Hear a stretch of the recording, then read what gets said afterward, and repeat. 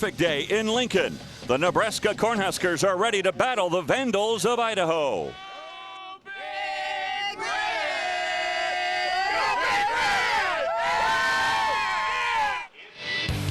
Big Red Nation has a new bounce in their step. Taylor Martinez has given Nebraska reason to get excited, but don't worry, the black shirts are still there to put a crick in your neck. But it's Martinez, along with Cody Green, and some energized new weapons on offense that has given the Huskers hope for a bright future, a future filled with end zone celebrations.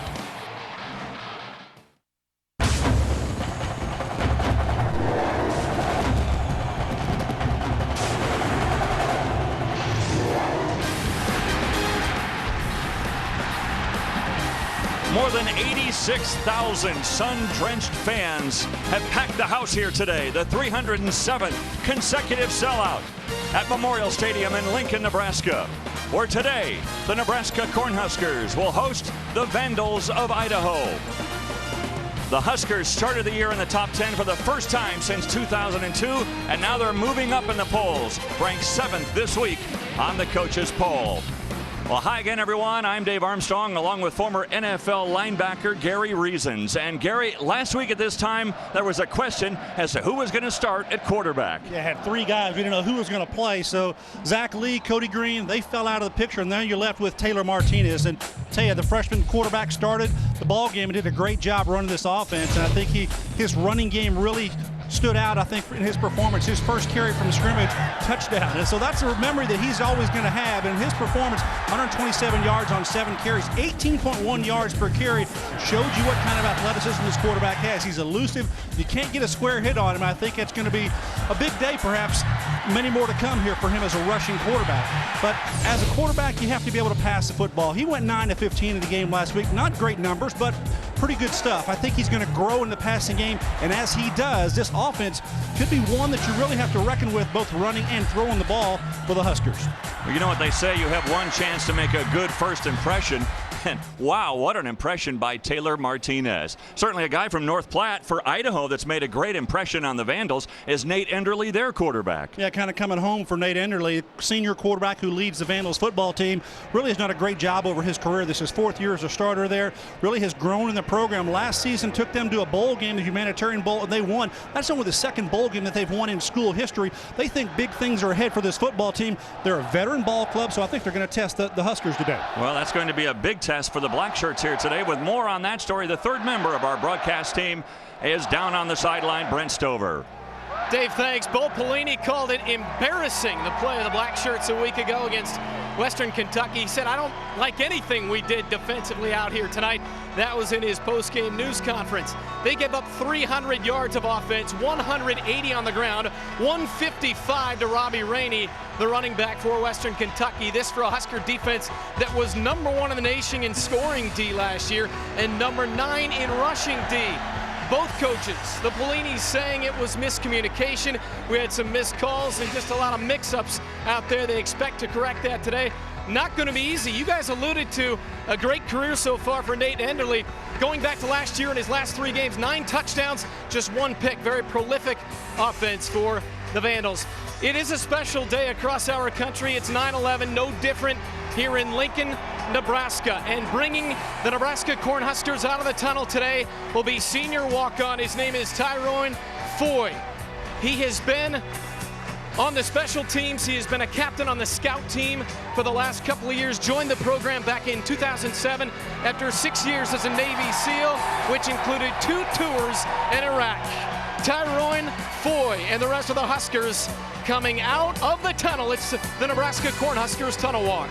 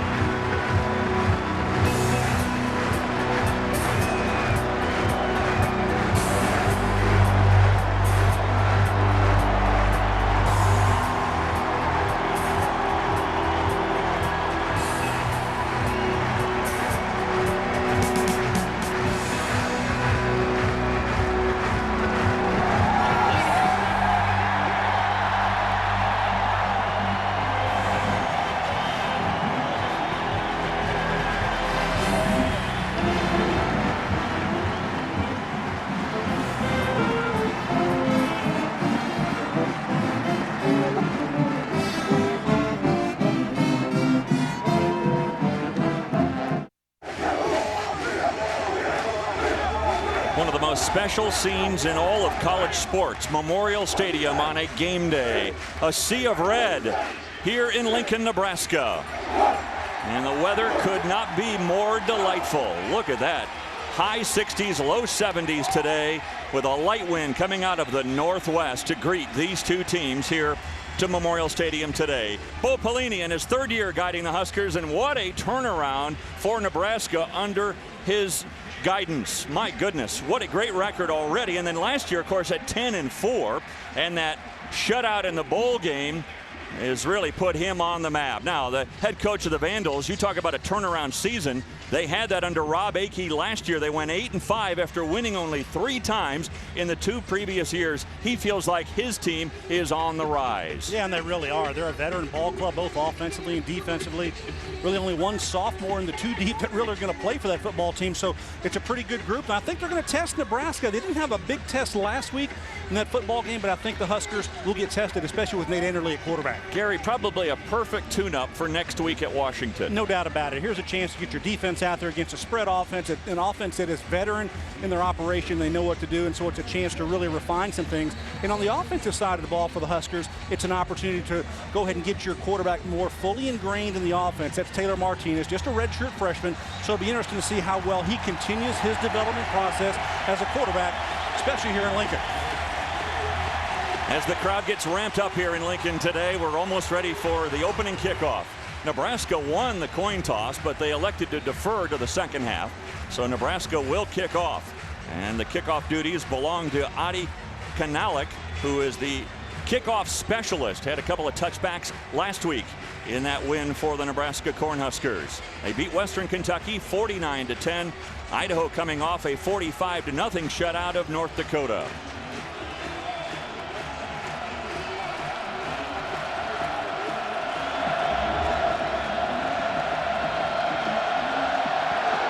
We are underway. This one sailing into the end zone. It'll be down there, and the Vandals will start at their own 20-yard line.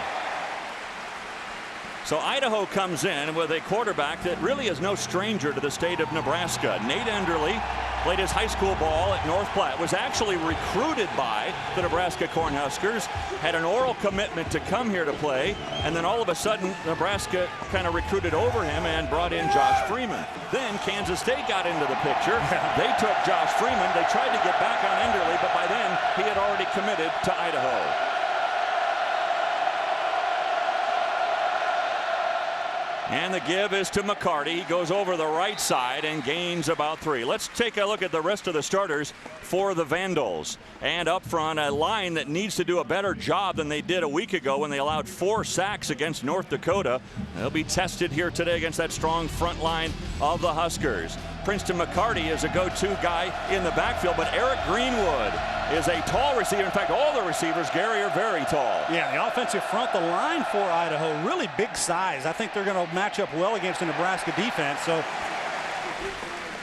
So speaking of the D, let's take a look at the front 4 defensively for the Nebraska Cornhuskers, of course, led by Jared Crick, who is the preseason Big 12 Defensive Player of the Year. The linebackers, this is where they're tested. With the losses of Compton and Fisher to injury, Levante David and Eric Martin are going to have to step up today. The secondary is tough. In fact, 8 players that play in the secondary got at least 1 start a year ago. They're led by Prince Amukamara, who is one of the best in the country at corner. On a 3rd and a long 5. Little pressure coming. The pass is completed to McCarty, but he is down on the field at the 28, short of the first down. Well, an opportunity here for Enderle to get a first down here on that series. Really not anything out of the ordinary for this offense. They're trying to get it moving down the field. Good job by the Huskers of coming up and making the play on the football, and the pressure on the quarterback did not allow him to step into the throw to put out there for his receiver to run with it. So Carl Pelini's got to be happy about a 3 down and out there for his defense. What do you think the defense went through this last week in practice after last week's showing? You have got to stay focused, and you've got to ramp up your emotions and your energy level, and I think they need to be consistent throughout the ball game. They had some lapses, and that was a communication aspect that Brent Stover talked about in our open. Well, the Vandals didn't have enough men on the field, so they burn a timeout here. Early goings here from Memorial Stadium. Back to Lincoln in a moment. We welcome you back to Memorial Stadium. Is there any place that looks prettier on game day than Memorial Stadium in Lincoln? This is an awesome sight. You see the sea of red. They're all standing. They're all having a great time. It's warm. It's going to be fun down there for these fans. It's a great day for a football game. Bobby Cowan, the punter for the Vandals, took a timeout there because they didn't have enough men on the field. And you were saying, Gary, during that timeout, maybe they should have just taken the penalty. Yeah, sometimes you know, instead of giving up that the timeout, you might want to preserve that for something later in the half or whenever you might need that timeout. You know, that's just a coach's call. They took the timeout and said, let's don't burn 5 yards. And, you know, that's just Rob Akey's call. So Niles Paul will be back deep at his own 25-yard line, awaiting the punt of Bobby Cowan. Paul last week, he returned 3 punts for an average of 19.3. Wobbly punt that's angling toward the sideline. Paul will let it drop, and it will go out of bounds at the 33-yard line as he was staring up into that bright sunshine. Well, Taylor Martinez again with a strong debut, but it'll be interesting here today, Gary, now that Idaho has some film on this kid, what he does here this afternoon. Yeah, they're going to see how they'll line him up. You know, the offense really hasn't changed greatly with Sean Watson as a coordinator, but he's tried to simplify the package. That's one of the things Bo Pelini talked about doing, is let's go ahead and bring this thing way down a notch and let's try to simplify things, get better execution across the board. Those 127 rushing yards, the most rushing yards by a freshman quarterback in Nebraska history. From under center, and the handoff goes to Roy Hallou. He goes along the left side for a gain of about 3. So let's look at that front line for the Huskers, and that's one of the things that coaches told us yesterday. The front 5 for Nebraska as strong and as deep as they have been in years. You got a freshman though starting at left tackle, so we got to keep an eye on that. Jeremiah Searles is that starter. The receivers, very good. Niles Paul, Brandon Kinney are really the go-to guys. They're going to try to get the ball a little bit more today to Mike McNeil, who did not have a catch last week. Pass into the outlet. It is caught out there. And Niles Paul is able to get the first down at the 45 before Kenneth Patton could make the stop. So let's check out the Vandals defensively. And their front 4 is led by Aaron Lavarius. Everybody talks about his motor, everybody, including Idaho coaches and Nebraska coaches alike. The linebackers, led by JoJo Dixon in the middle. And as far as the secondary is concerned, one of the guys that's maybe one of the best in the country at safety is Shiloh Kao. He was on the All-WAC team last year. First team All-WAC performer, does a good job, always around the football. Hallou dances over a would-be tackler, stays on his feet, hangs onto the ball, is gang tackled at the 33 as a penalty flag comes in.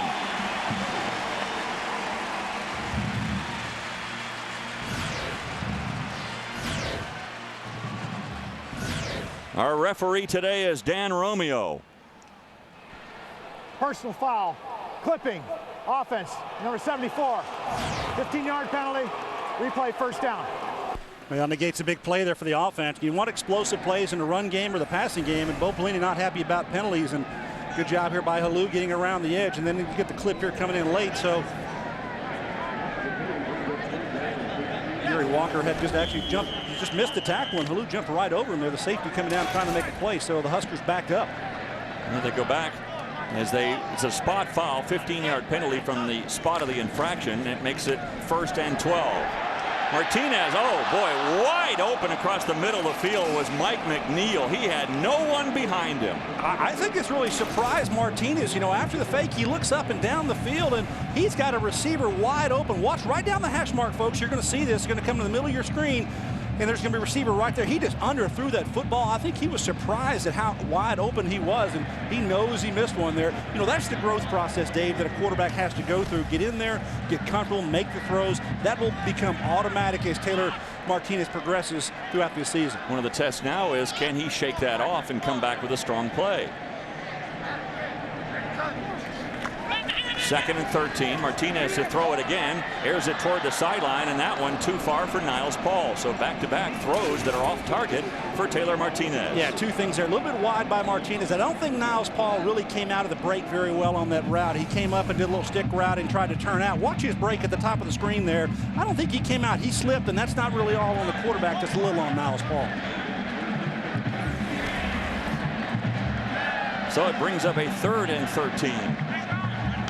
This defense for the Vandals was not very good at all last year, despite their overall record. They feel like they're much improved this year. Now here's a 3rd and long situation. Whoa, that's a pretty good run through right there. That's what you like as a linebacker. Get a chance to run through there, but a little bit early. JoJo Dixon got a little anxious. He's a playmaker for him. Interception last week, and he's been around the football a lot. But JoJo got started just a little bit early. Dead ball, offside, defense, number 34, 5-yard penalty, still 3rd down. Well, here you go, folks. Take a look at it. Linebacker says, I'm going to blitz. All right. No, I'm not. I'm going to go back. My bad. Hey, but the poise on the offensive line, that's what you'd like to see as an offensive coordinator. Hey, don't let those guys influence you, jump out of your stance. So it makes it 3rd and 8. You see Mike Caputo, the center, calling out the blocking schemes.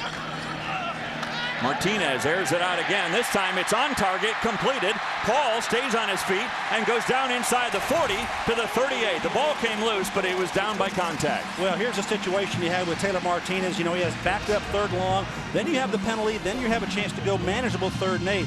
Now is Paul going to be out there, just kind of do a little wheel route, just sits down in the zone. No coverage there in the secondary, so I think that might be a little bit of a bust by the Idaho secondary, not down closer and tighter on him to at least contest the throw for a 1st down.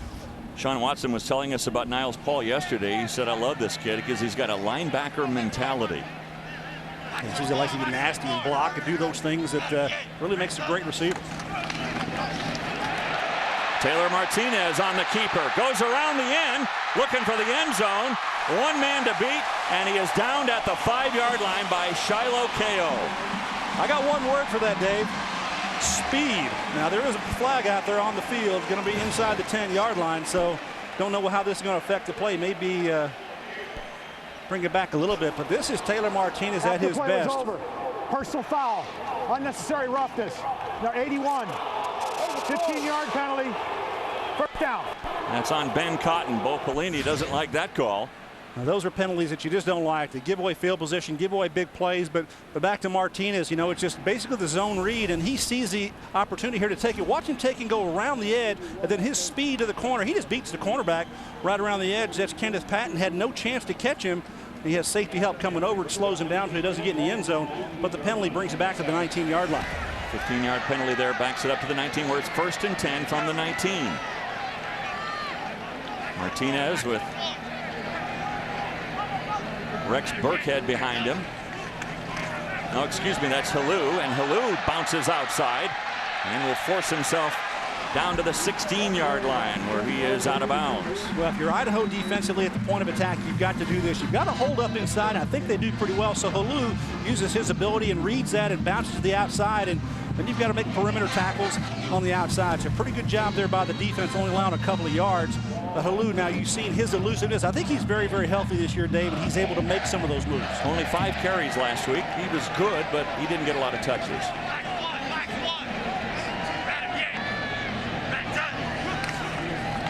Martinez to throw it again. Paul's got it. Little sidestep, but a good sure tackle on the outside. And a tackle there by Grimes. Yeah, this offensive line here for Nebraska, they're deploying a little bit of an offensive system here. They're widening out the splits. Take a look at it there on the outside. You see these tackle guard splits and the guard center split. Those are pretty wide splits here, about 2.5, 3 yards. Almost the old Texas Tech style of offense with Mike Leach down there. Not quite as wide, but still trying to spread out the defense here. Perhaps take advantage of some good run lanes. So a 3rd down upcoming for the Huskers. 3rd down, 4 yards to go.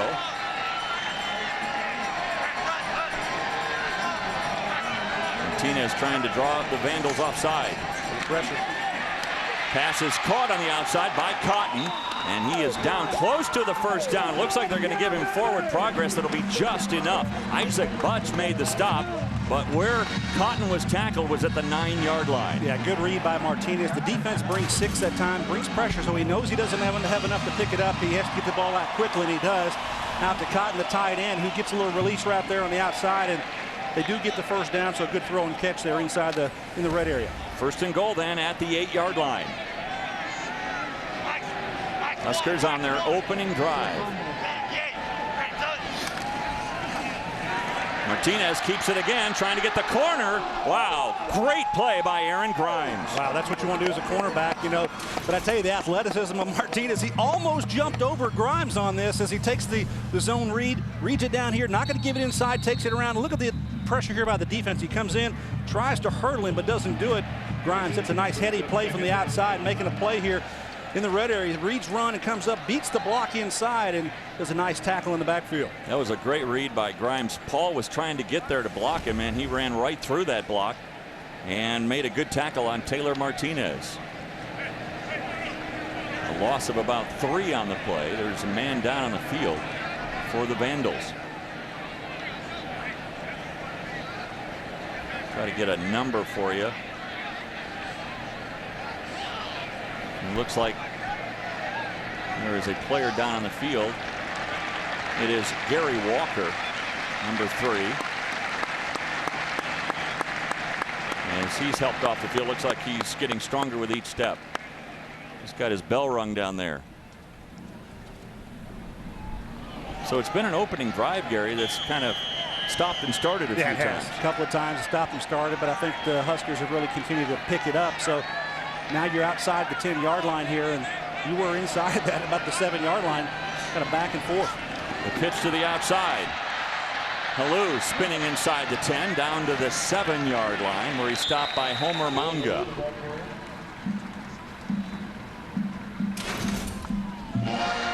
Watch this student body right. Yeah, it is. You get the offensive line, watch the guard and tackle pull here, try to get some space there. And Halou turns up inside. If he just kept it around, the guard logged log as he turned the defender in. If he'd have stayed to his outside edge, put the right guard pulling around on Rick Henry, he would have been able to get a little more yardage, I think. So some of that early season kind of coaching and teaching as far as where your run lanes are, what you're looking for your linemen to do, those are things that everyone is trying to work on here in these first games of the season.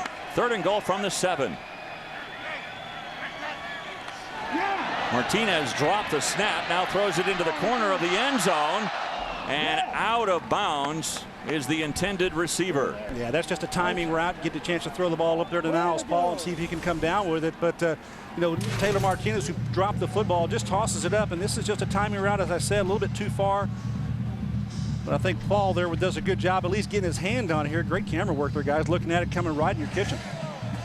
It's like Paul almost made that catch. He was out of bounds anyway. Look at that. Hey, that's got the best spot in the house right there, young man. No kidding. So a field goal attempt here for Alex Henry. It is up and it is good. A 24-yard field goal. Mr. Automatic. He is 51 of 58 in his career at Nebraska. Tacks on 3 more points, and the Huskers lead 3-0 with 7:40 remaining in the first quarter.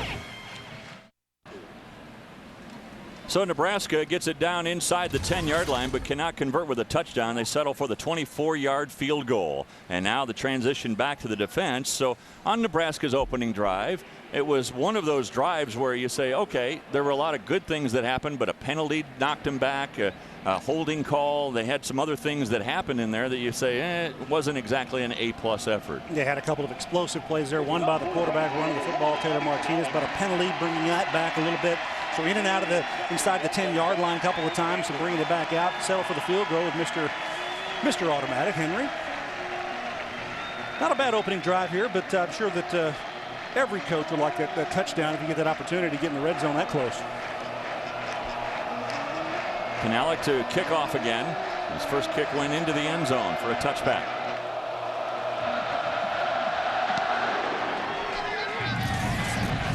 This one will go into the end zone again and again downed by Justin Veltong.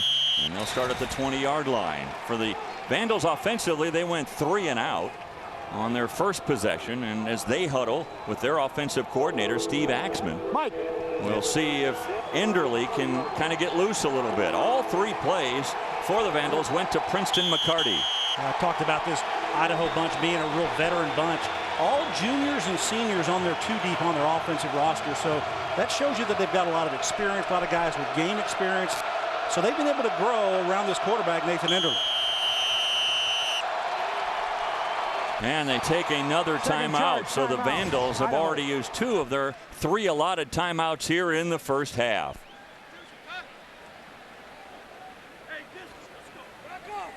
So the Vandals have to burn another timeout here, Gary. That's 2 now, and that really shouldn't happen when you're coming out on offense with the first play. And I go bragging on them about being a veteran ball club, and those are just mistakes that you make, with personnel groupings in a situation of what you're doing out there, and a little bit of coach, a little bit of player not being ready to go there. Those are things that could hurt you long term, but just early in the ball game, so they won't have those use of opportunities with those timeouts. Let's get you to Brent Stover.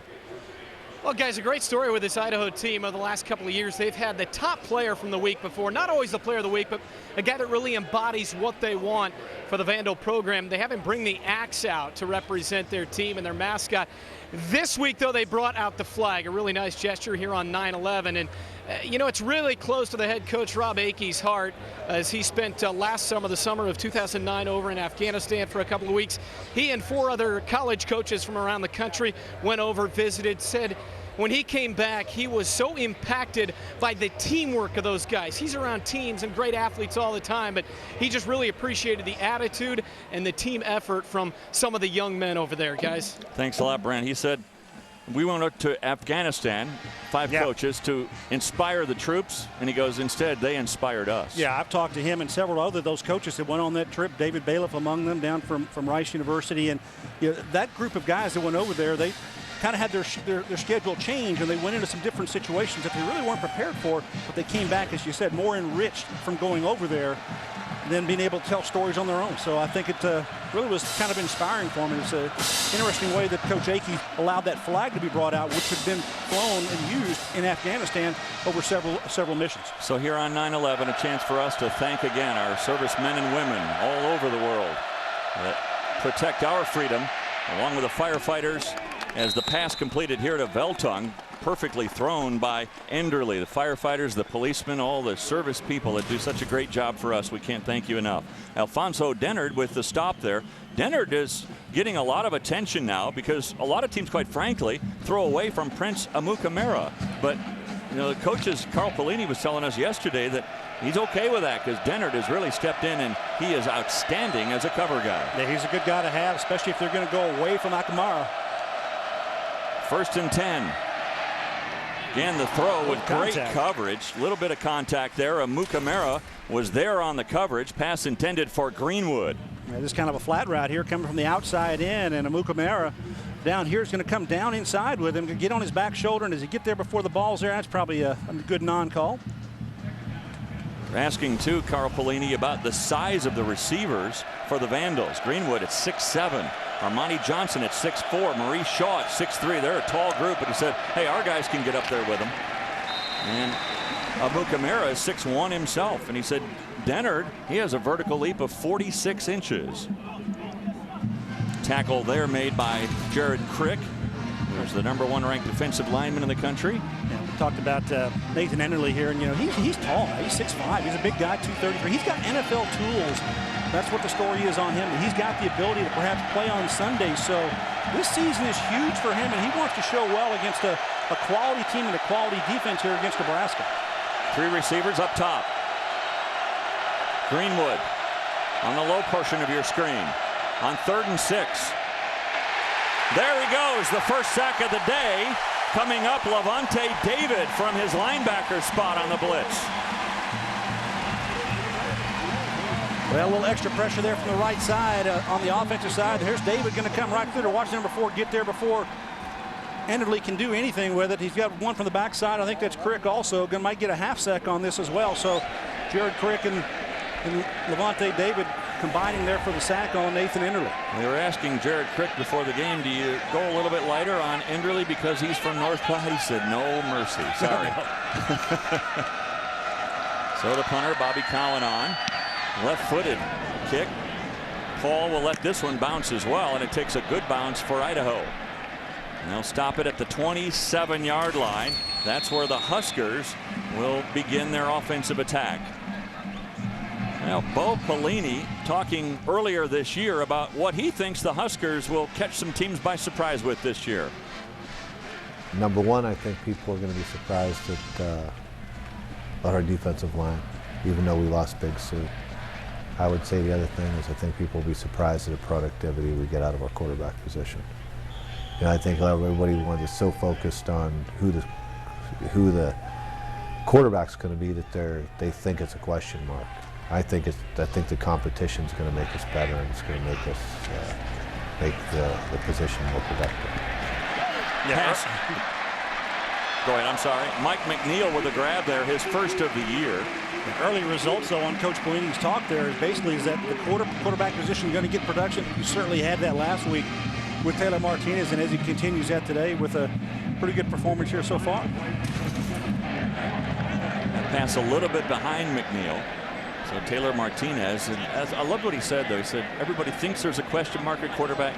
I think all those questions have pretty well been answered. Yeah, and the way they handled the situation with the three quarterbacks and the competition, it did make each player better. And I think that the players really understood for what the process they went through. It was fair, good competition.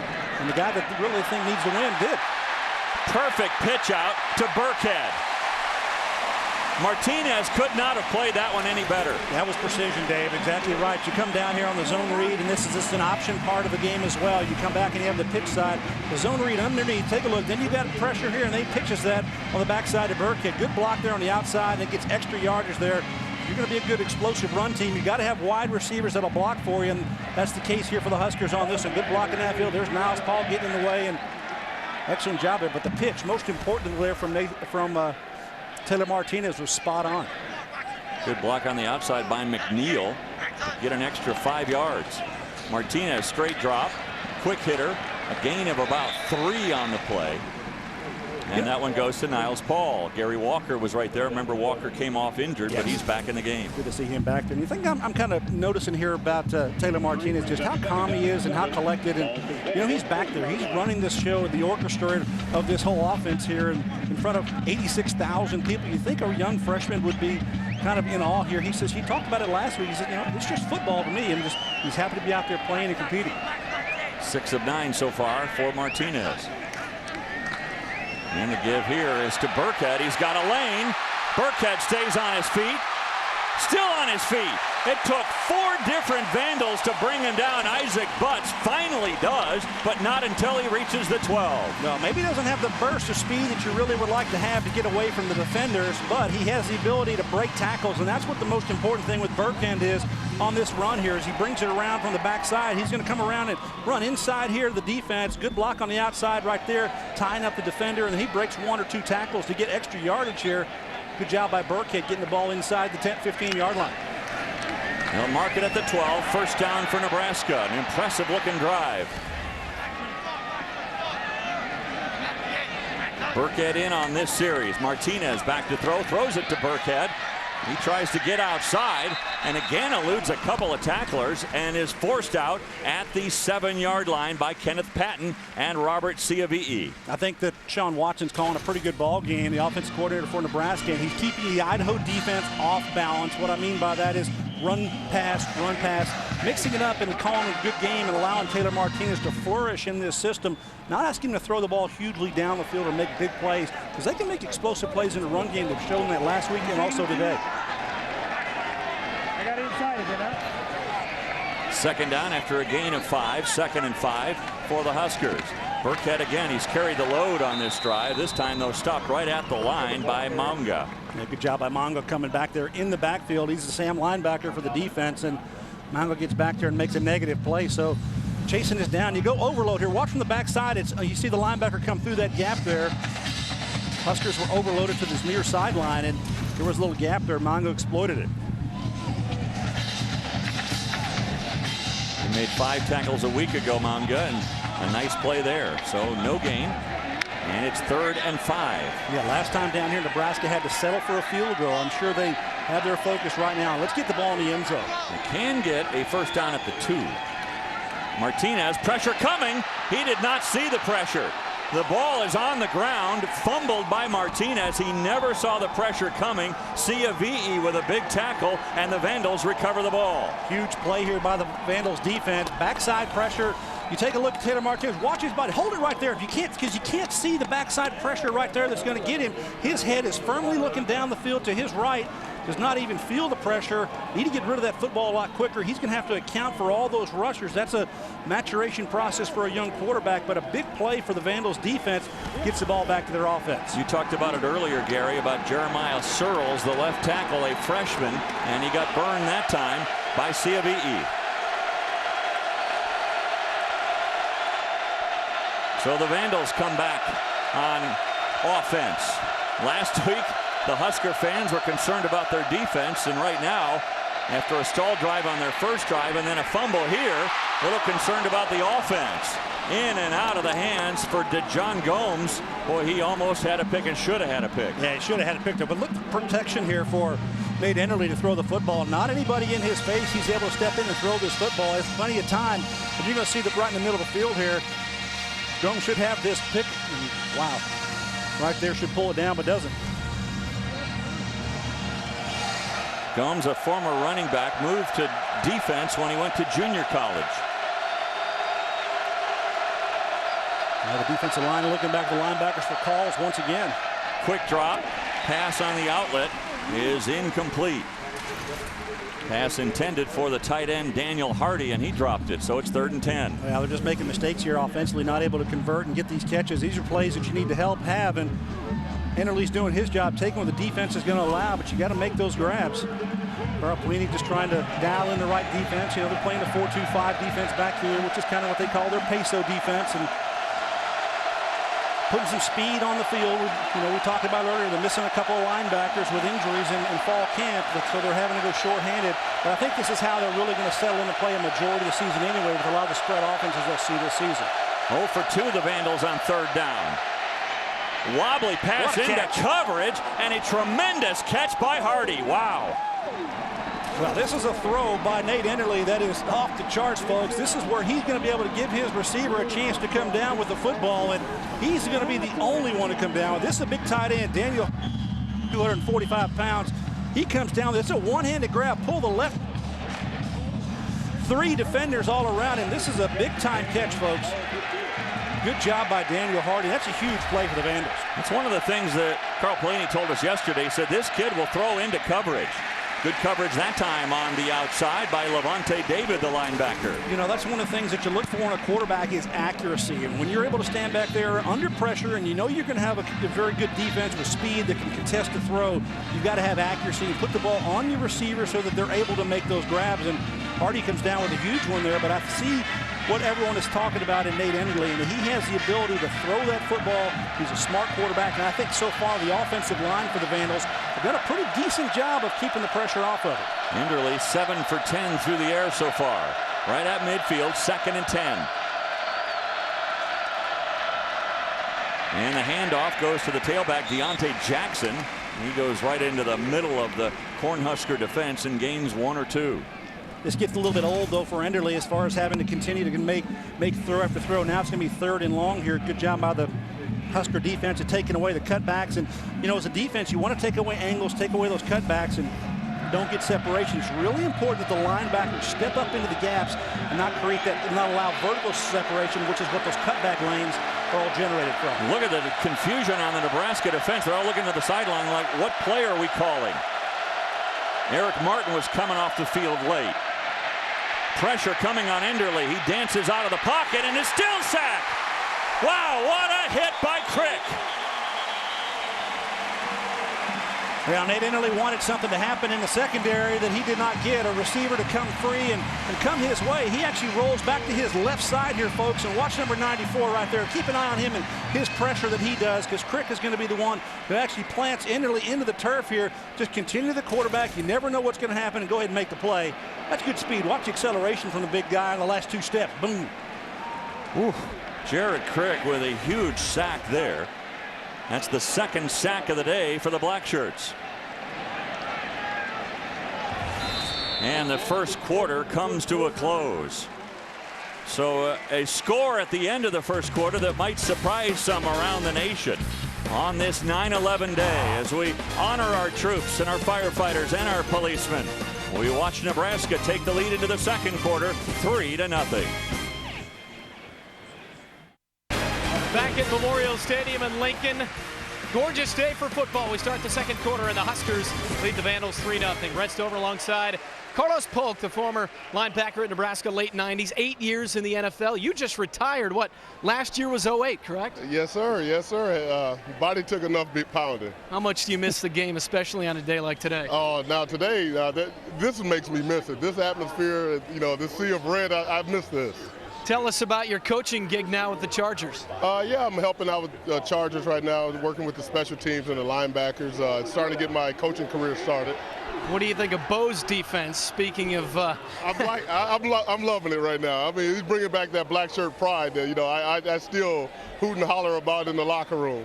How excited are you to see Ndamukong Suh in his NFL debut tomorrow? Oh, I'm really looking forward to that. I mean, I'm sure he's gonna, go nuts like he always does. So, I can't wait to see that. After this game here today, you head to Kansas City, Arrowhead Monday night, Chargers Chiefs. What do you think of the Bolts this year coming back? Oh, we're trying to get a ring now. We keep falling up a little short, and this year hopefully is our year.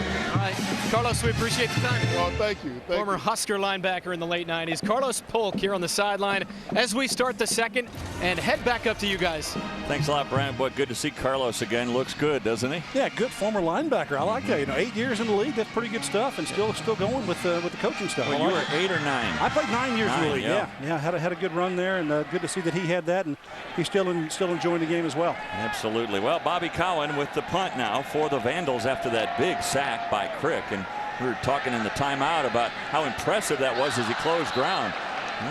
Paul here has the ball go off of his chest and then out of bounds, fortunately for the Huskers, but it's all the way back at the 12-yard line. Yeah, good directional punt that time by Idaho, not allowing Paul to get that ball and grab it. So first couple of punts, they really haven't had to do anything. But take a look at Nebraska in their first couple of possessions. Here are the play totals, and 14 plays the first one and got the field goal. And then you had the sack fumble there over 7 plays. So a couple of drives and not really the execution and the points that you'd like to have off of those. Sean Watson, hey, we'd like to get 2 touchdowns on those 2 drives because they're moving the ball consistently. Now Trey Robinson is now checked in at tailback for the Huskers behind Taylor Martinez. Martinez keeps it himself and is stood up at the 15-yard line. Good D again by these Vandals. Step up in the hole and pop the quarterback there, and not a bad job there stepping up there, and that's Siave.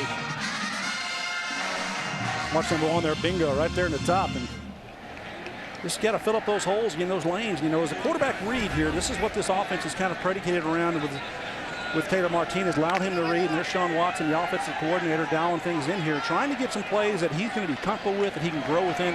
They're going to use multiple personnel, multiple situations and groupings to kind of change up the looks that the defense is going to see. Martinez again with a really nice move in the backfield to elude a tackle. Probably should have been a sack by Sadaraka, but KO finally comes up to make the stop. Yeah, and Sadaraka is one of their captains, one of their better defensive players. Watching the middle of the field, if he gets up the field, he should make this tackle. But I've talked about Taylor Martinez and how elusive he is. I think his wiry frame really gives him that ability. You don't see a lot of square hits on this young man, at least not early in this season. So I think that he has that ability to get away from hits and make some plays with his feet and break tackles. Big third down play coming up here, 3rd and 2. So far the Huskers are 2 of 4 on 3rd down today. Quick drop, Martinez with the toss to the outside, and he's able to find his tight end, and KO with the stop, but they'll move the chains. Actually, the pass completed to Paul. Yeah, now Paul does a good job there, and coming into this ballgame had 69 career receptions. Just one of the guys who continues to move up the charts. He's been a good Husker, had a great career. Just needs 50 yards in total offense and total receiving yards to pop into the top 10 of all-time receivers at Nebraska. So probably going to approach that, if not past that today. He's close already. He's at 22 yards, so he's about halfway there. 1st and 10 for the Huskers. They moved the chains up to the 25-yard line.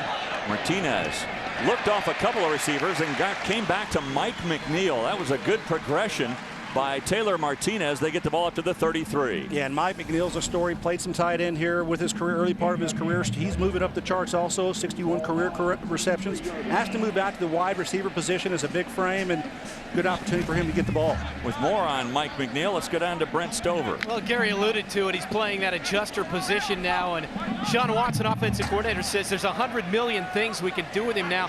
Line him up anywhere. Think Dallas Clark for the Indianapolis Colts. He shed 15 pounds, added some speed, and pretty good combo and good blocking on the outside. How about this for Martinez? Sleight of hand, and there he goes! Taylor Martinez to the end zone. Touchdown, Nebraska!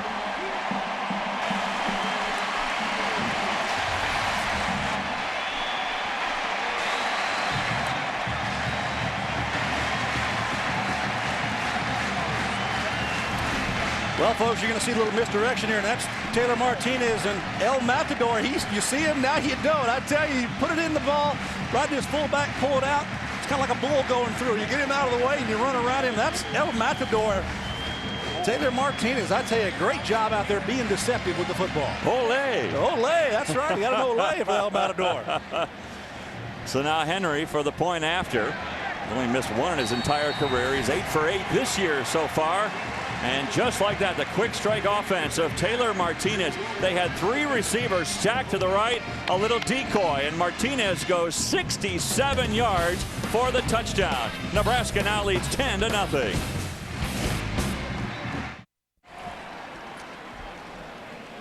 All right, write it down, folks. Gary Reasons with the nickname of El Matador here on 9/11, and what a quick strike for Taylor Martinez, 67 yards. Well, now you see it, now you don't. That's what Taylor Martinez does here. 67 yards, the longest ever rush by a Nebraska freshman quarterback right there from scrimmage, and does a good job of deceptive play right there in the middle and gets around the edge. And guys, he's got speed. He's in the 4-3 category, so he's got that ability to break through any defense. You know, he's so elusive, as you pointed out before, Gary, but also that burst of speed and then the long stride downfield. You know, there's a lot of guys, takes them a little while to get going. Not this guy. He's 1-2 steps and gone, you know, so that's what you have to deal with when you have an explosive quarterback, an explosive player. Defenses really have to find a way to stay in front of him, because if you don't, he's got enough ability to break tackles and also continue that run down the field. Kanalik with the kickoff here. By the way, a little footnote is Kanalik sends it toward the end zone, and taking it at the 1 is Bailey. Tripped up, excuse me. That's not Bailey, that's McCarty, and he is shy of the 15-yard line. A little footnote for Alex Henry, though. That point after gives him 300 points in his career. Look at this tackle. That's a good job getting down the field. You get down there with speed, get behind the wedge there, the wall, and make a play there inside the 15-yard line. So that's good coverage teams. Matthew May with a great stop on special teams, backs the Vandals up at their own 13-yard line. Yeah, you got to really talk about the Nebraska defense. They've done a nice job here of slowing this offense down from Idaho, and I think that Nate Enderle's got to find a way to distribute the ball around. They threw to 11 different receivers last week. Have not seen a lot of that today. The give is to McCarty. He finds a little bit of a hole. It's closed quickly by Tenars at the 20-yard line. You know, I talked about stepping up into the hole for a linebacker. This is an opportunity for a linebacker to step up into the hole, and he doesn't do so, and that's what allows the cutback. Watch his cutback right there by the tailback. If a linebacker was there would not be that hole, so there's a hit on the secondary from Tenars. Gomes was the first one there, and then Tenars finished him off. But a gain of 7, 2nd and 3.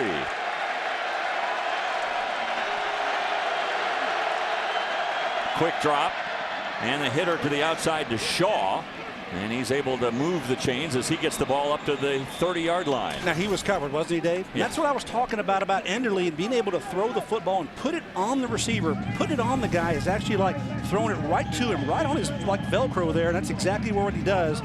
Pretty good job there by Prince in coverage in the secondary, but just a great throw by Enderle, only where his receiver can catch it. They love his composure, and you look at Enderle's numbers on the day. He has done a great job throwing into traffic at times, but he is so accurate. His coach Akey, told us earlier, he said, I was a little concerned about him coming back home and playing at Memorial Stadium, being from North Platte and all. So I had a quick conversation with him about that, and he said, Coach, please. He's a senior. He's a guy that knows how to look. He knows that everybody who's on the team, not only just in the huddle, but on the team, look to him for leadership. And Coach Akey and he have grown together in this system. They've come in together. They've gone through the bad times. That's freshman, sophomore year for Nate Enderle, but the junior season was a breakout year. They're looking to have a superlative year this year. They're in the WAC conference, so they got their work cut out for them. A little bit of a hole there as Jackson slips through and gets to midfield. That's a first down for the Vandals. I talked about Nate Enderle a little bit, and last season he had a pretty good year. And one of the things I want to make a mention of is Kellen Moore from Boise State, who had a great year. Well, Nate Enderle had more yards and was more total offense yardage per game than Kellen Moore. So that's the kind of quarterback that we're talking about here. A guy who can make explosive plays for that offense. We're talking about Moore for the Heisman this year. So that's really elite company. Another quick drop. The coverage by Gomes, but again, the pass right on target to Elmo. Well, you take a look at what these guys have done and talk about Kellen Moore and Nate Enderle. Here's the numbers between them. You see the numbers there, total yardage there in the quarterback range. Pretty good stuff there. Kellen Moore obviously had the great season last, his career there at Boise State, but that's exactly 62% is pretty good. 64% is even better, which is what Kellen Moore is clicking at now for Boise State. For Enderle, that quarterback rating of 157.28, movement on the left side of the line here as Matt Cleveland moved early. But that quarterback rating offense number 70 5-yard was penalty. 5th best in the country last year. And he's a smart quarterback, and what I mean by that is he's going to keep you in good situations. The couple of sacks he's had today, he's just ate the football. He didn't have a chance to really get rid of the ball. So instead of making a poor throw it up in the air, doesn't give those defensive in the secondary a chance to come down with cheap interceptions. The give here to McCarty, trying to bust outside in a foot race now. Tenarce was chasing him down. Dennard was there, and a flag comes in.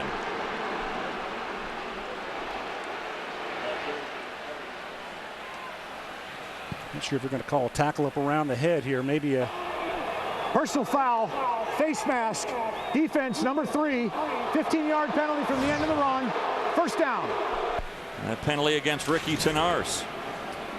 Making the tackle around the edge there. You take a look at it, and Tenarce, the safety, coming down. He's going to get his right hand up on the face mask. That's definitely a good call, folks. Absolutely. Fans are not happy about it, but that's definitely a good call there from the official. And 3 penalties against the Huskers today for 45 yards in penalties.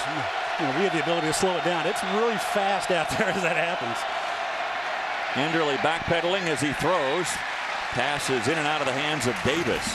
Preston Davis, by the way, what a story for him. He tore his ACL in spring practice. He vowed to the team he would be back, and here he is back playing. Yeah, just 5 months. I mean, I tell you, it's an impressive number there to come back after ACL surgery and be back and ready to go, and that's good to see him out there, and he can make some plays. They play him in the slot position, which is the inside receiver, so Preston Davis getting back in action.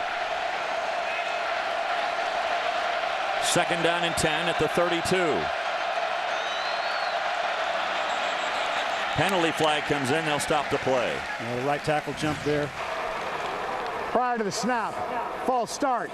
Offense, number 67. 5-yard penalty, still 2nd down. It's Tyrone Novikov. So that's the 2nd illegal procedure call on this drive for the Vandals. It's kind of in the norm in the NFL to call the numbers out. A little bit new to start hearing it in the college game. The players being named here. It's usually offense, false start. You don't normally always get the numbers called out, but we're getting some little extra today. So it's 2nd and 15. Enderle with the throw to the outside. It's batted up in the air and picked off by P.J. Smith.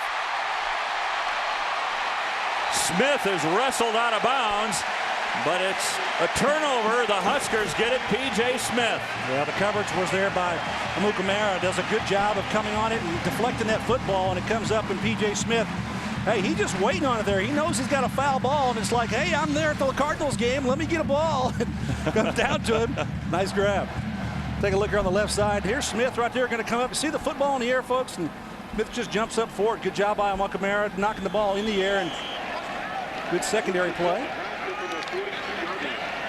When you look at these black shirts today, an interception there. They've had a couple of sacks today, and so certainly the message that Bo Pelini was trying to deliver to his defense was well heard. So we have a change at quarterback as Cody Green has come in now. Sean Watson told us yesterday that you would see Green today, and here he is. And the give is to Halou. Down the sideline he goes. Halou dances into the end zone.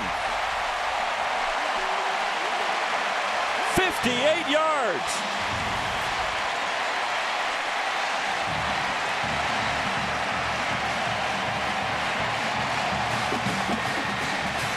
Well, if Husker fans had any question about Roy Halou and his health and his speed, don't worry about it, folks. This one he takes to the house, got a good seam on the outside, just outruns the defense. You're not going to catch that young man in the open field. Great job of blocking on the left side of the Husker line. Allows Halou to come down for a huge run for his football team. Now Henry going for his 301st career point. The all-time leader is Chris Brown, who had 388 points. Mr. Automatic does it again. How about that in back-to-back plays? The 67-yard touchdown run by Martinez, followed by this one of over 50 yards by Halou. Good stuff. 1-2 punch for the Huskers to make it 17-0.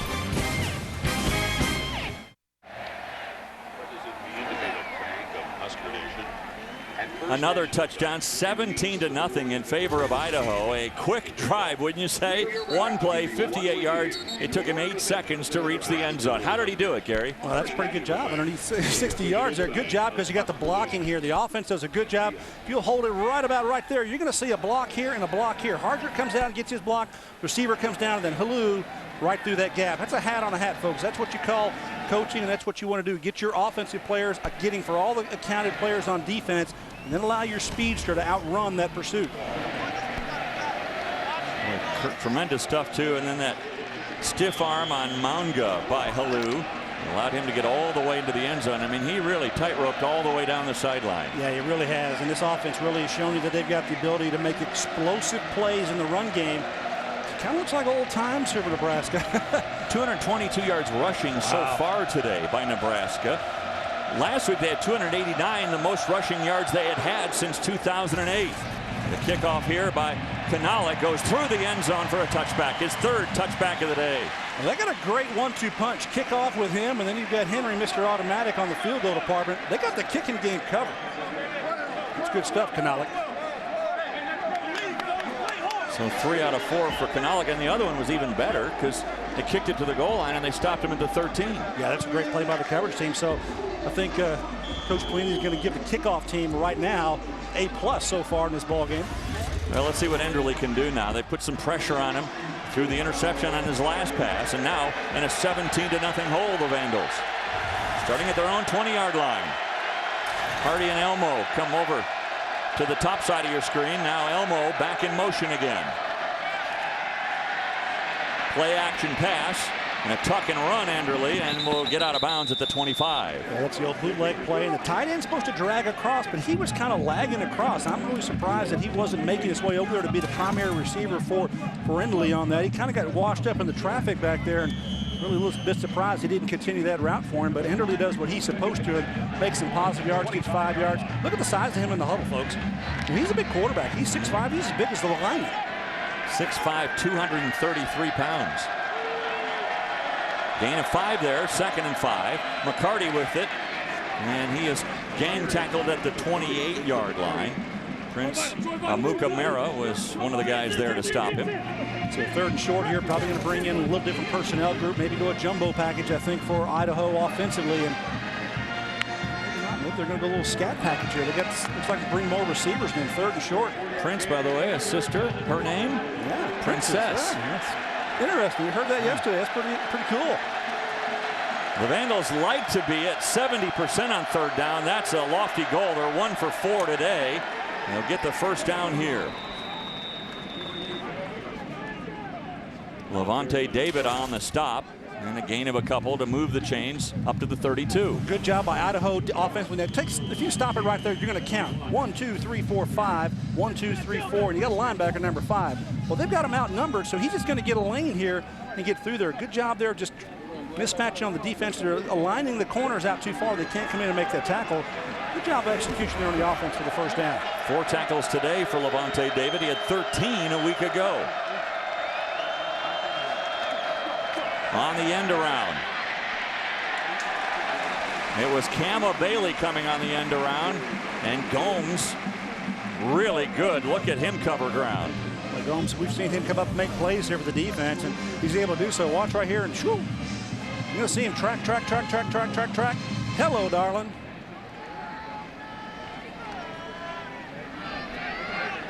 That was one of the things that Carl Pelini was looking for from his defense today. He said, I just want us to be aggressive. I want us to be strong to the ball.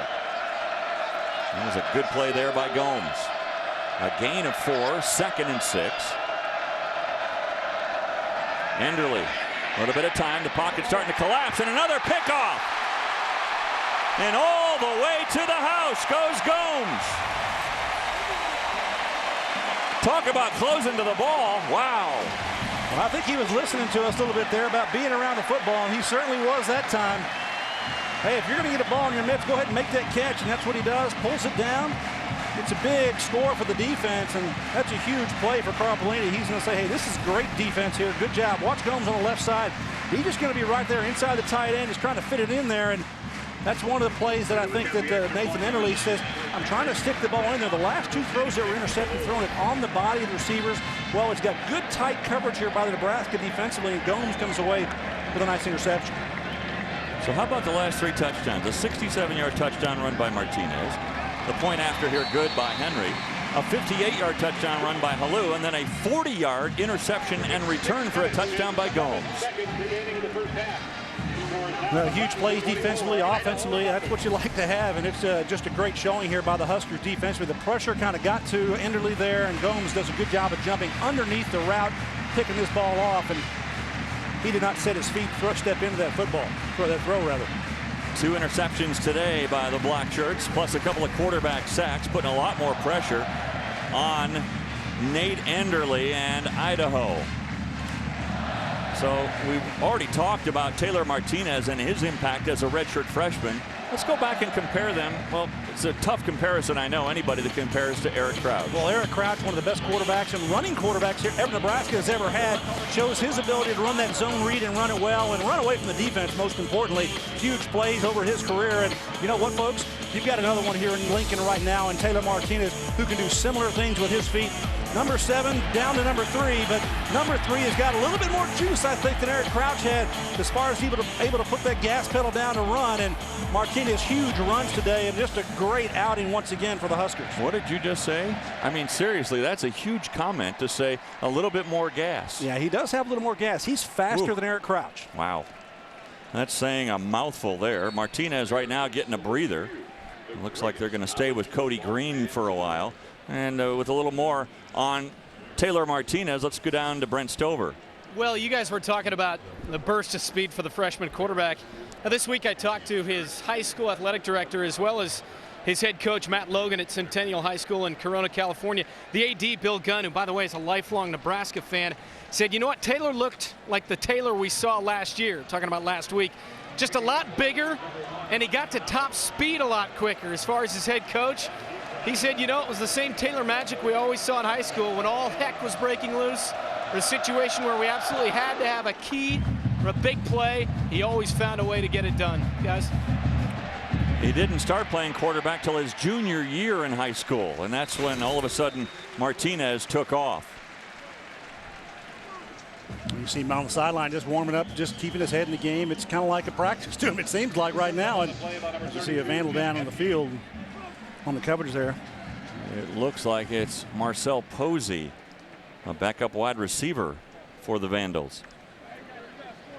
Vandals bring it up to the 22-yard line.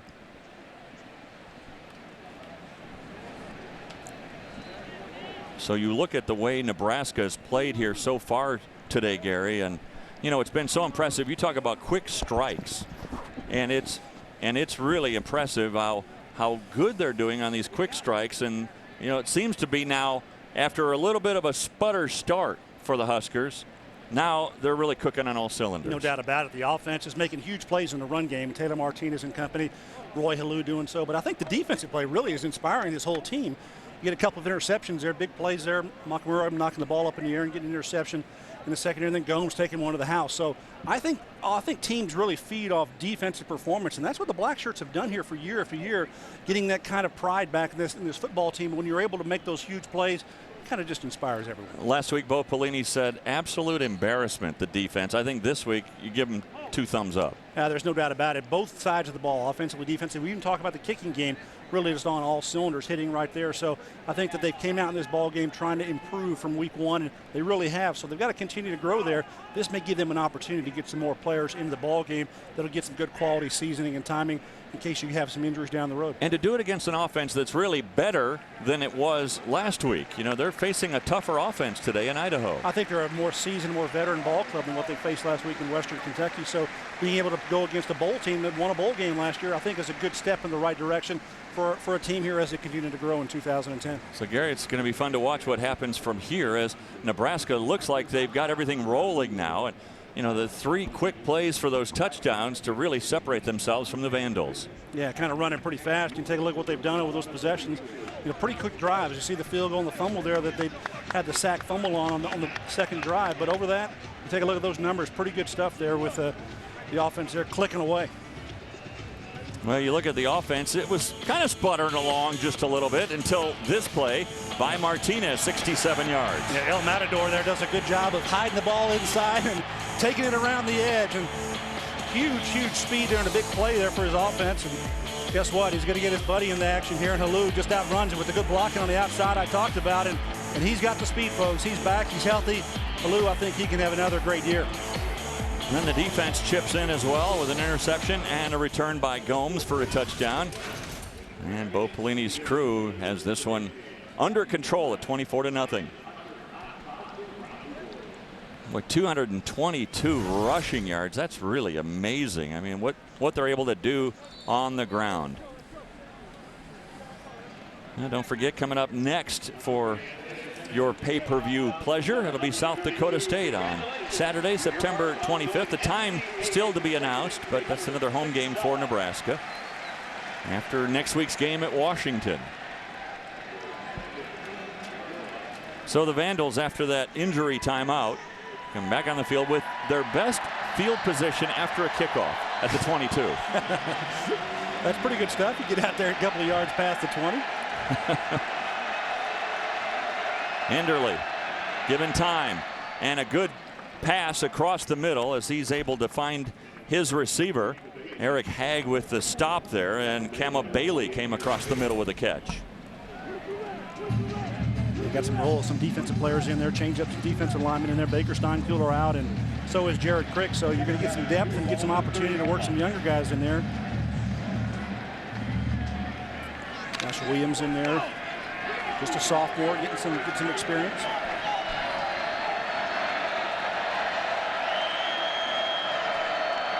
Second and 2. The give here to McCarty.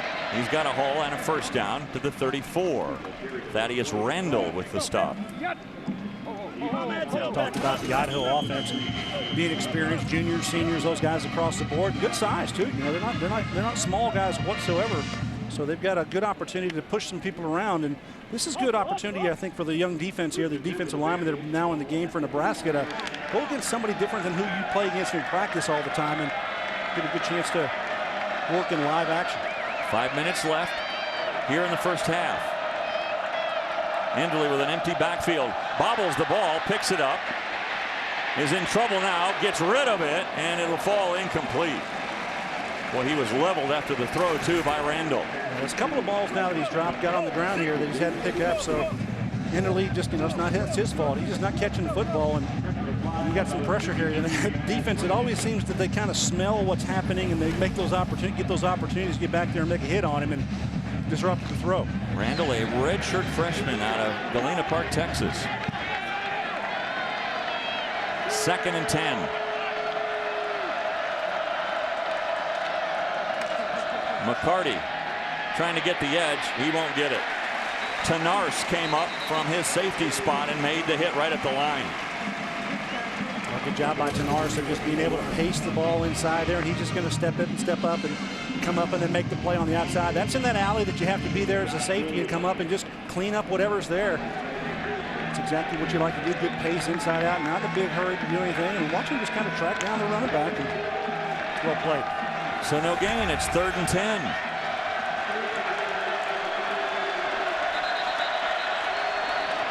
Double tight ends to the high side, and Nebraska will take their first timeout of the half. 30 seconds. So Nebraska taking a 30-second timeout here to get on the same page. Carl Pelini talking about his special relationship with his younger brother, Bo, and that they have such a unique chemistry. I mean, when you're brothers and you grow up in the same house with 8 kids, and then you see that you can come to this level and coach at this level, it's really amazing to watch the progression of the Pelini brothers here at Nebraska. You know, they've had a good chemistry and they work well together. And, you know, primarily on the defensive side of the ball. And, you know, had some departures and had some growth here with the defensive side of the ball. And one of the guys we had a chance to talk to, Jared Crick, you know, when he came, since he's come in here, we talked about what has been different since he's come here to Nebraska with this new defensive group. Well, here's the whole family, the Pelini family tree. And both Bo and Carl talk about their mom and dad, Mary Kay and Anthony Pelini. 3 sisters, Nancy, Mary, and Ann. And look at their professions. How about his brothers? One owns a steel mill, another's a chef, one's a cardiologist, and then, of course, the 2 coaches. Well, the only thing I can see in there, you need a banker in there. And, you know, if we get a banker, then we'll get a whole look there that all these guys. No, but that's a good group. I mean, they're very successful. That's the thing you're looking at. And very, very quality family. You talked about the family and how his parents really felt like they were all inclusive with everything that they did. Carl was saying that he'll hear it from his brothers after the game. Wow. Another pickoff here. This one by Tenars, and he'll go to the house. Well, if they're going to call Carl and Bo after this game, the brothers and sisters, it'll be high praise. Well, Tenars, he's just playing cat back there in the secondary, and he breaks on this throw, and what a great job of just looking at the football and coming back for it. So Tenars is right here, and he's going to come by and make this catch right here. What a good job of breaking on the throw, and Tenars does a good job of finishing the play and getting it to the end zone. It's great anticipation and knowing where to go to the football, and most importantly, going to making the grab. The Huskers have scored 4 touchdowns today, 2 by the offense, 2 by the defense. Pretty good day. I should say so. Pretty balanced. Spreading it around. Henry with the point after. So he'll tack on another. It's 31-0 Nebraska. Well, Tenars is in coverage in the secondary, and so he's back here, and he's got this inside seam. So when he sees the quarterback look, and he's just going to break on the outside, gets underneath that throw, and well done. One of the things they noticed about Enderle in watching film is a lot of times he won't look off receivers. He'll lock in on one, and there you certainly saw a great move inside by Tenars. With more on the way that the black shirts are playing, let's go down to the sideline and Brent Stover. Well, a couple of pick sixes always looks good, but how about Ricky Tenars and the story? You've talked about him battling the knee injury last year. He's from Los Angeles, really rough neighborhood, gang crossfire where he grew up. But he had a great camp and has really made a lot out of himself. This is a senior that lost 2 brothers in separate shootings back in 08. He missed time that season with a dislocated collarbone to go with last year's knee injury. He was shot in the leg as a high school freshman. Just really one of those success stories, and I know the Pellinis are very proud of him. Had a good game last week and back this week even better with that pick 6, his first action in almost 12 months. That one went 47 yards. Well, the 23 is where this time the Vandals will start their offense. But how about this? For the first time in Nebraska football history, the Cornhuskers return not 1 but 2 interceptions for a touchdown. It's never happened before here. That's amazing. It's a huge opportunity to put points on the board and make big plays. And opportunistic defense, when you're able to turn big plays into points, there's no way to really recover from that on an offensive side. You just got to go back and fire out there. And Nate Enderle, things have not really gone his way. It's really because I think the secondary play here for Nebraska has really been exemplary today. McCarty trying to just slow things down a little bit. I think that play call was just all right, let's regroup here, guys. I mean, we've had a couple of picks here. Nebraska's rolling. It's 31-0. Let's just run a play and get that clock wound down. Yeah, you've got to get some semblance of balance and being able to move the chains a little bit. It takes a little pressure off the defense, and the defense really hadn't been out there. It's just been the Nebraska defense scoring so quickly because they're getting the football. This is the first meeting ever for Nebraska against any team from the state of Idaho.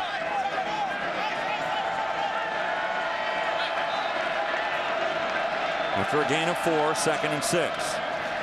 And the give here is to Jackson. He's got room on the outside. Finally, Levante David wraps him up near midfield.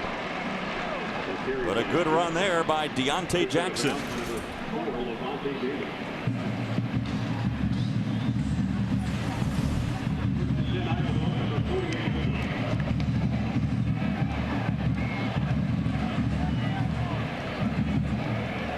Good recovery by David to push him out of bounds. So a gain of 21 there for Jackson. One of the biggest plays from the line of scrimmage today for the Vandals. Tripped up at the line, McCarty. And Gomes comes in on the stop. Yeah, chipping away here, just trying to move the football, getting first downs, taking it off of the quarterback, Nate Enderle, not asking him to throw the football. Run, run, run. You know, last week, there were some plays that they didn't like to defensively. Carl Pelini talked about that, you know, what, trying to shore things up. But this has been a pretty good effort all around here for Nebraska today, both offensively, defensively, and slowing down this run game. Here comes Jackson again. Nice move at the line to cut back and get to the 40 for a first down. Tenars with the stop there.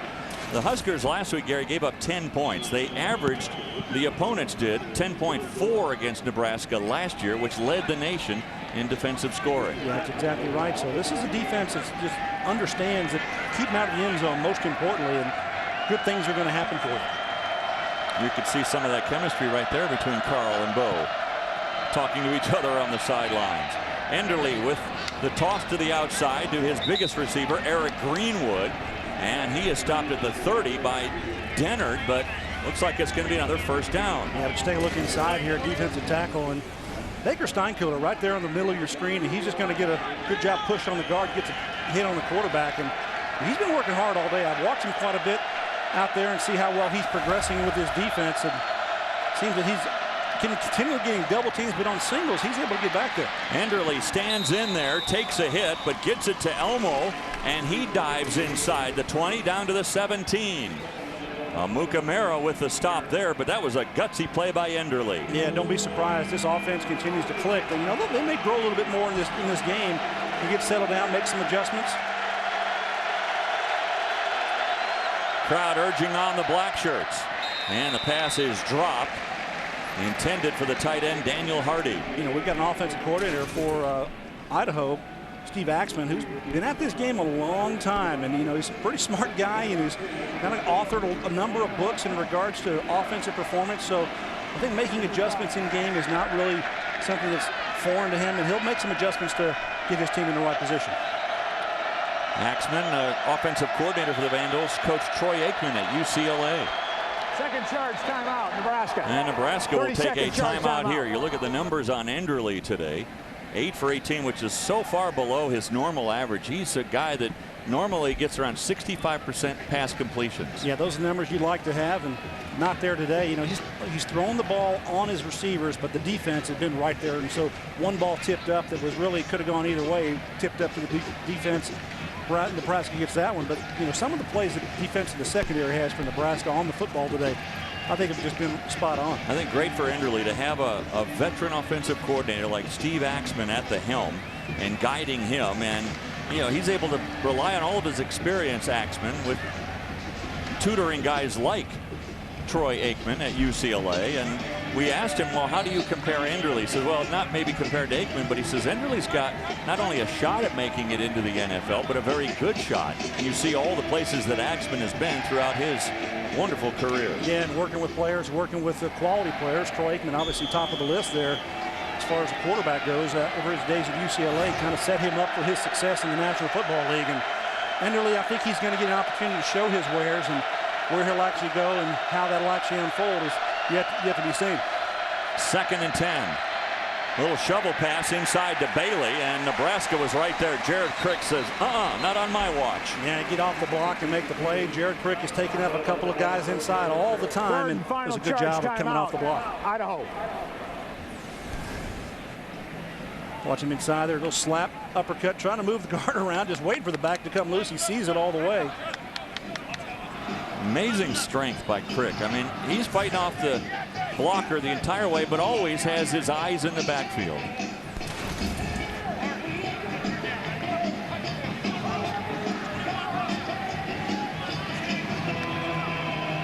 Talking about guys that are ranked to play on Sundays, Crick is the #1 ranked defensive lineman in the country. No doubt about that. He's got the motor up there, and he's got the ability to put that together. And you know, we talked to him a little bit about, you know, since he's been here in Nebraska, and you know, I talked about how things have changed with Carl Pelini and Bo Pelini, and his thoughts on that. I'd definitely say now, well, we're more of a team. We're a lot more united than when I first got here. You know, a lot of it was about individuals and their styles and what they wanted, not what the team wanted, what the team needs, and what they were more worried about themselves. But now it's a family atmosphere, and guys really care about each other more than they do themselves. And I really think that's really been the cornerstone of our success, just guys more concerned about the team's needs than their own. Well, certainly a team comes first with Bo Pelini, Carl Pelini, the entire coaching staff, and these players, and they've all bought into it. And I don't know if there's a more perfect fit than a Bo Pelini and the University of Nebraska. Absolutely a perfect marriage. And one thing he understands is team chemistry, and he understands tradition Pass interference. Defense, number 13. Penalty enforced at the spot of the foul. Automatic first down. Yeah, P.J. Smith getting called there for the pass interference penalty. But talking about Pelini, Bo Pelini, and I think he understands the tradition here, how important it is, what it means to these fans and this family here in Husker Nation, and he embraces it. Enderle looking to run now, being tracked down by Steinkühler. Steinkühler and Crick, they close the gap in a hurry. Oh, that's a pair that I'm not sure you want to be running close to. Those two big guys, I tell you, you take a look at those guys together, and that's a pretty mountain of size right there. 94 and 55, just watch them track the quarterback. They never give up. They may stumble and bumble a little bit, but going to get there. And the guy that Crick is going against, Tapua, weighs 375 pounds. A toss here from Enderle has caught Gomes on the tight coverage, but again, so accurate. Enderle able to get the pass and squeeze it in there at the 5. Yeah, so now you come up in a 3rd and goal situation here, and Coach Akey going to go in here, no huddle, get up the line of scrimmage and get a play, put it in the end zone. Enderle sacked. Steinkühler was the first one there. We talked about Baker Steinkühler and how he's been going all day long. They've been double teaming him quite a bit, but when he gets a single block, he has the ability. He's 6'6", 290, folks. He can really push the pocket and got back there for the nice sack. Farquhar to put some points on the board, and he does. A 34-yard field goal right as the first half is coming to a close. That's a great job by the Vandals on special teams to get their field goal unit out there that quickly. That's great transition. Good job. Good coaching by Rob Akey. Get his team ready to go and get points on the board. Don't come away empty in that situation, and they did so. So 31-3 the halftime score. Again, 2 touchdowns by the offense on long runs, 67 yards from Martinez, 58 yards by Halou, and then 2 interception returns for touchdowns, one by Gomes of 40 yards, one by Tanaris of 47 yards. And now we'll go down to the sideline where Brent Stover is down there and tracking down the head coach of the Nebraska Cornhuskers, Bo Pelini. Brent? What do you think of the defense in the first half? I saw a lot of good things. I thought we got tired there at the end of the first half and got a little winded there, and we got a little sloppy. But overall, I thought it was. I saw some good things. You guys really rattled a pretty darn good quarterback. Yeah, we've been mixing up the coverage and bring a little bit of pressure and trying to keep him guessing a little bit. And he's a good player, but we just got to keep it going. Final question, Martinez in the first half. Your thoughts? I thought he did some good things. I thought once again we were sloppy in a couple areas. He's got to recognize a couple things that he could do a little bit better, but he did some good things out there too. All right, good luck second half. Thank you. Bo Pelini, guys. Thanks a lot, Brent. And certainly a lot to be positive about here for Nebraska. Dominating first half, 2 long touchdown runs, 2 interceptions for returns, 31-3 at the half. So we pause for a break here at Memorial Stadium in Lincoln. So Nebraska comes back out onto the field here at Memorial Stadium, leading 31-3. Statistically and in every other way, it was a dominating first half for Nebraska. Let's get you down before we start the second half. Brent Stover standing by with the Vandals head coach Rob Akey. All right, thanks. And Coach, your impressions of the opening 2 quarters? I wasn't real happy about the opening 2 quarters. It wasn't much fun, but at least we got some points on the board there at the end. I want to see our guys just come out here and play. Thought we had some chances to make some plays, but obviously we got to move the ball better. We got to get our defense back to getting them stopped, but we gave up 2 touchdowns on offense also. I think we just need to execute, go play, and give ourselves a chance to make something happen. Do you feel like it was nerves, or why did Nate Anderle get rattled a little bit in that first half? Well, I don't know how much. He was a little bit rattled. I think our team was a little bit rattled. I thought we did some things okay. I also thought, one of those interceptions, I thought we could have gone and got the damn ball instead of letting the other guy go get it. It's a matter of making a play. But we got them all recombobulated again, and we're going to get after it this half. Good luck second half. Thanks, Coach. Thank you very much. It's like Wolfman Jack on the sidelines. I've never heard recombobulated before, but maybe they do. Well, I don't know if that's a word, but it is now. Well, you look at the sidelines for Nebraska, and a lot of these guys are thinking, I'm going to get some playing time here today. Yeah, there's probably going to be a lot of guys getting a chance to get on the field if this continues with this trend. So let's run down some numbers for you for Nebraska. Martinez rushed for 92 yards. He also threw for 60 yards. Halou ran for 81 yards. Burkhead ran for 49. On the receiving end, Niles Paul had 3 receptions for 22 yards. McNeil caught a couple of passes for 17 yards. Brandon Kinney caught a couple for 11 yards. And Burkhead also caught 1 pass for 5 yards. There were 3 sacks of the day for the defense, 3 interceptions for the day. And how much will we see of Taylor Martinez here in the second half? Yeah, I'm not really sure how much they're going to play him, or if they even will play him, or just continue to roll through the other 2 quarterbacks that are with him. But I would imagine they need to get him some more game speed, game reps, and that's the only way you're going to grow as a quarterback or as a player is go through repetition. The players all talk about Martinez. So does Sean Watson, the offensive coordinator, saying, you know what, he just wants the ball. He doesn't care about anything else. He doesn't care about fame. He doesn't care about talking to the media, talking even to his own teammates. He's a very quiet kid, but he can do it with the ball. No, he's one of those guys that talks with his play. That's what it is. And as he gets more comfortable, I think the other players around him, the seniors that are out there, the juniors that have been experienced and been here, they're going to be the ones that be more vocal, and they'll lead around him. But he'll just play with what he's capable of doing, and so far it's been pretty good. About ready to start the second half. Remember, at the beginning of the game, Nebraska won the toss. They deferred, so they'll get the ball first here in the third quarter. Trey Farquhar will kick it off, and the deep man is Tim Marlowe, standing back at his own 3-yard line. And the kick is going into the end zone. Marlowe will down it there, and Nebraska will start at their own 20-yard line. Good kick there by Farquhar. And Martinez is going to get the start here in the second half. Going to get some more opportunities there and see what they do with him here. We talked to Sean Watson, the offense coordinator, about what he's going to do with this quarterback, and talked about the progression of things and learning things. He says they've thrown it all at him already, and now they're just looking for different situations to come up within the game, even in practice, so that he can work on those different things. Not in the conference play yet, so this is an opportunity to really build your skill set. Now Niles Paul moves into the Wildcat formation.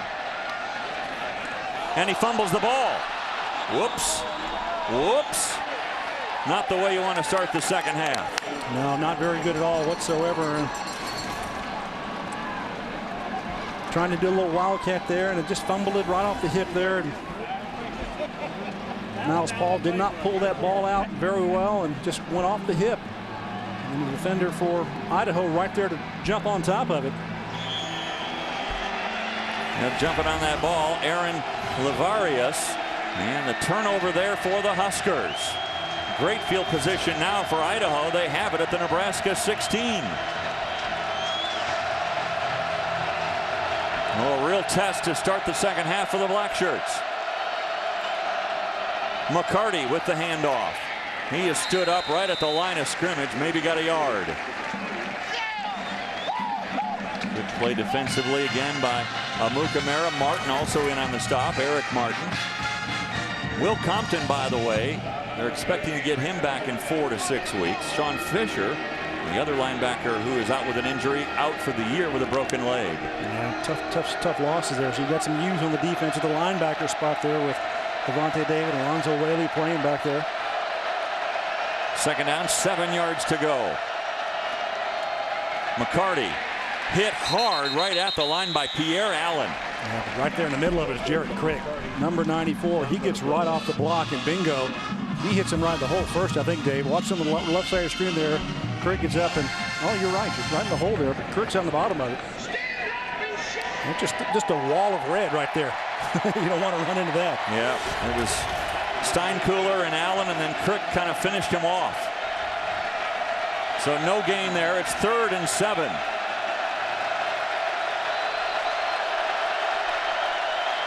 Here comes the blitz. Almost another pick.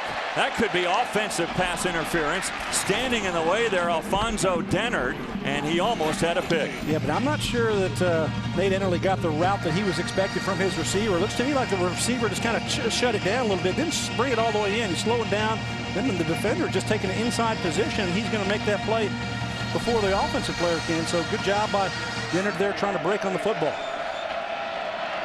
Landon Weaver kind of cut his route short. 30-yard attempt here by Farquhar. The kick is on its way, and it's no good. So Farquhar, who hit one from 34 yards, misses here from 30. Well, opportunity goes away here for the Vandals coming off on that series, and Rob Akey cannot turn a turnover into points. So a break for the Nebraska Cornhuskers after the turnover on the first play. And here he just hooked it. Yeah, just a little bit of a pull there and just outside the post. So no Wildcat formation this time around. Burkhead, he's got the corner. And a nice gain on first down of 10 yards. El Matador. Yeah, just gives it to him now this time. And Burkhead does a nice job of coming around the edge, and he's got the speed too. So all these running backs here for Nebraska are doing a good job today. Halou and Burkhead, and obviously when you call him a running back, Taylor Martinez, he's getting the job done as well. Gary, I'm surprised at how long he holds the ball on his running back's hip. I mean, he just holds it, and then all of a sudden he makes a quick decision. Well, that's what the read is. He's reading that defensive tackle and defensive end to see how they're going to play that inside run game. And if there's an opportunity to give it, he'll leave it in there. If not, he'll take it around the edge. And they've got the pitch on it, too. We've seen all of that as a performance today for that progression on that offensive play. Pass on target to Niles Paul. That's good for 9 yards. It'll bring up 2nd and 1. JoJo Dixon in on the stop there.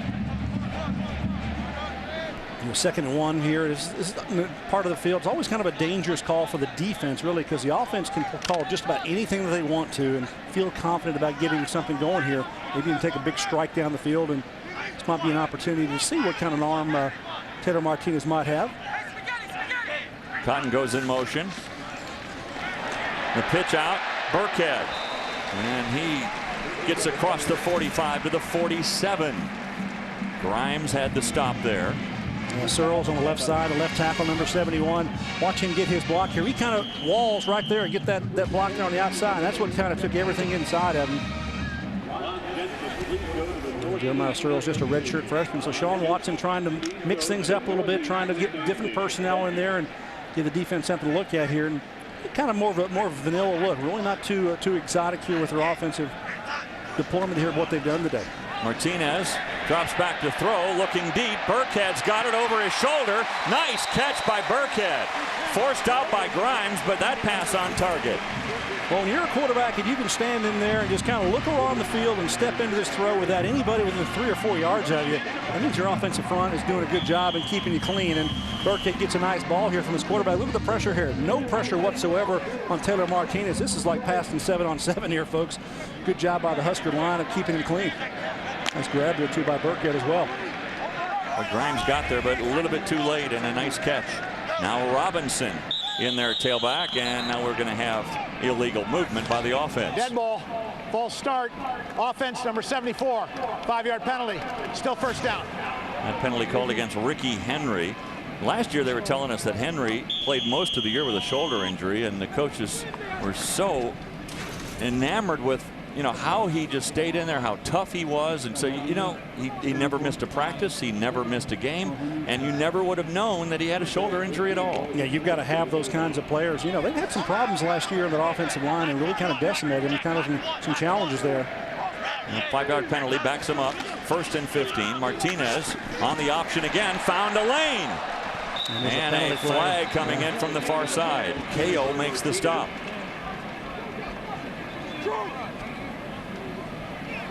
Kind of a veteran offensive line coming back there. We talked a little bit about that, and the only one change there is Mike Caputo, the center. Personal foul, clipping, offense, number 81, 15-yard penalty, replay, first down.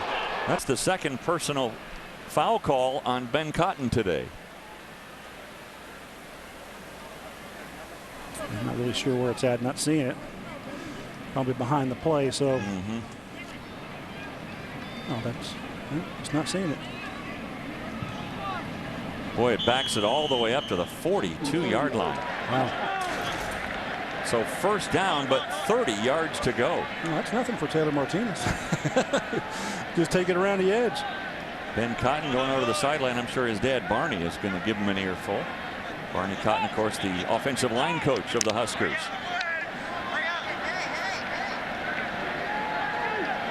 Timeout taken here by Taylor Martinez.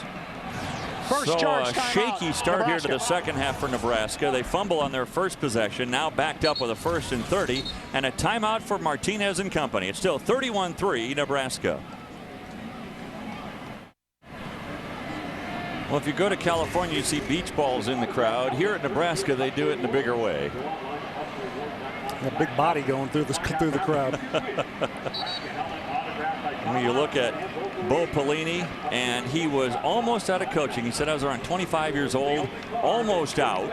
And he said, I actually had taken a job with Nike. Then the San Francisco 49ers called. They wanted him to be a scout. Yeah. And he said, I had nothing to do at night. So instead of hanging around the hotel, I just decided to go in and kind of help break down film on the defensive end. Yeah, Ray Rhodes noticed. Yeah, sat there and watched tape with him and realized he had some insight, and then they wound up offering him a position there to keep getting back into coaching as an assistant coach and also as a scout. So that kind of continued his career, and then he grew into it, and now he's the head coach of the University of Nebraska. And the rest, as they say, is history. Martinez on the draw play.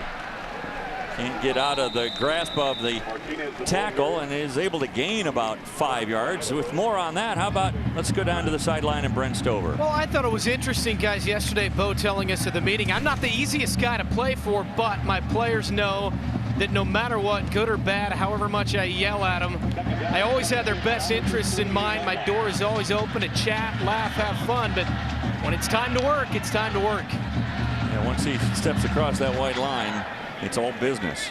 And the players respect that. They love the honesty of this coaching staff. Martinez, lots of time to throw. Now the pocket collapses, and he is sacked. Maybe held on to it too long? Yeah, just the clock, you know, the clock is ticking, ticking, ticking. You got to get rid of that football, and whether you do that or you make a break with your legs, and he just tried to hang in there too long, and the offensive line just couldn't hold him. Take a look here on the outside. You see the pressure, and then this there rush linebacker here, Mayawa, doing a good job of just coming off the block and getting there.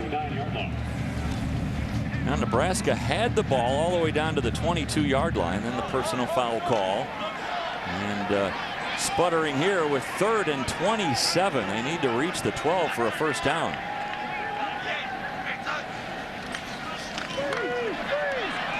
Throw to the outside.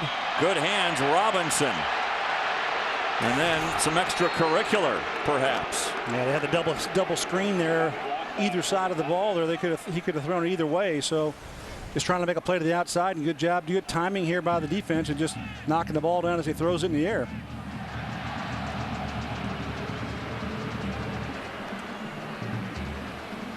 So a nice tip. And then after that, a little push on the part of Robert Ciavi'i. So KO back to receive the punt of Henry. And he is really good at the coffin kick. And this one goes out of bounds inside the 10. Well, he is, I mean, talk about a dual threat. Great place kicker, but also a good punter. And really good on the coffin kick. So it'll be Idaho starting inside their 10 at the 9-yard line offensively.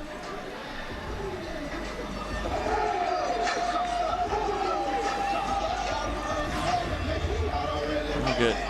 The Idaho Vandals, they feel like they've turned the corner, but this is a year they need to build off from last year.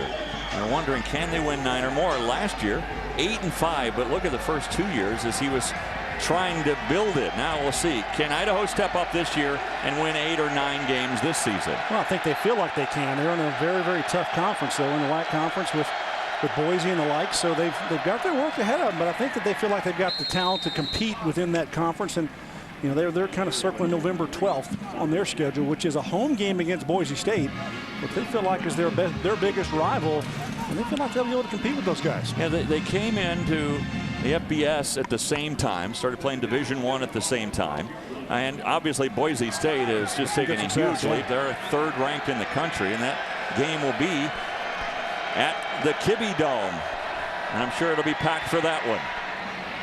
Back to this game. Good move by Jackson on the corner, and he's able to get up to the 23-yard line. Gomes forces him out there. The linebacker missing a tackle on the sideline there. That's Levante David, number 4, who should make this tackle on the outside, but he just doesn't do it. Just doesn't get him right there. Boom. And he gets another 7 or 8 yards. So you got to play patient. You got to be able to be there and make those plays when you need to, and overran it. So a first down up to the 24. Enderle tries to throw it to the outside, and it's batted down at the line by Allen. Yeah, Pierre Allen, we haven't talked a lot about him, but he's one of the guys as a defensive end can put a lot of pressure here at the bottom of the screen. Watch him just kind of time it, push, push, push. And when your quarterback sets, you know he's going to get there, get your hand up.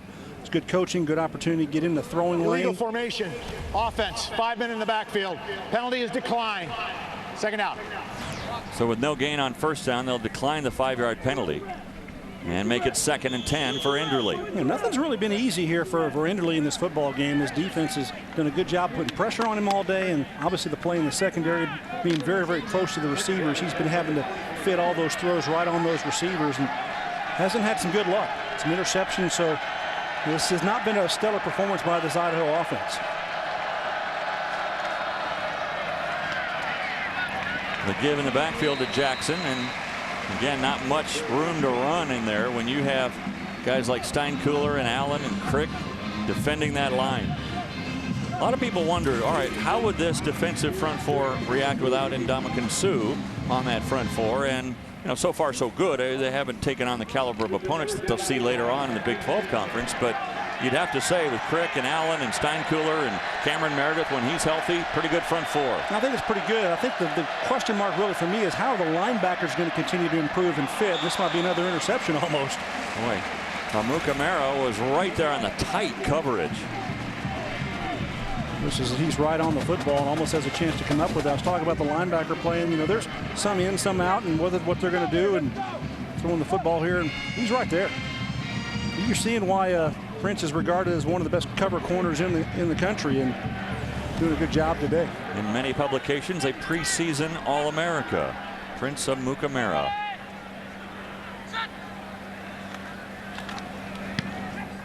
Paul waiting for it, a high kick.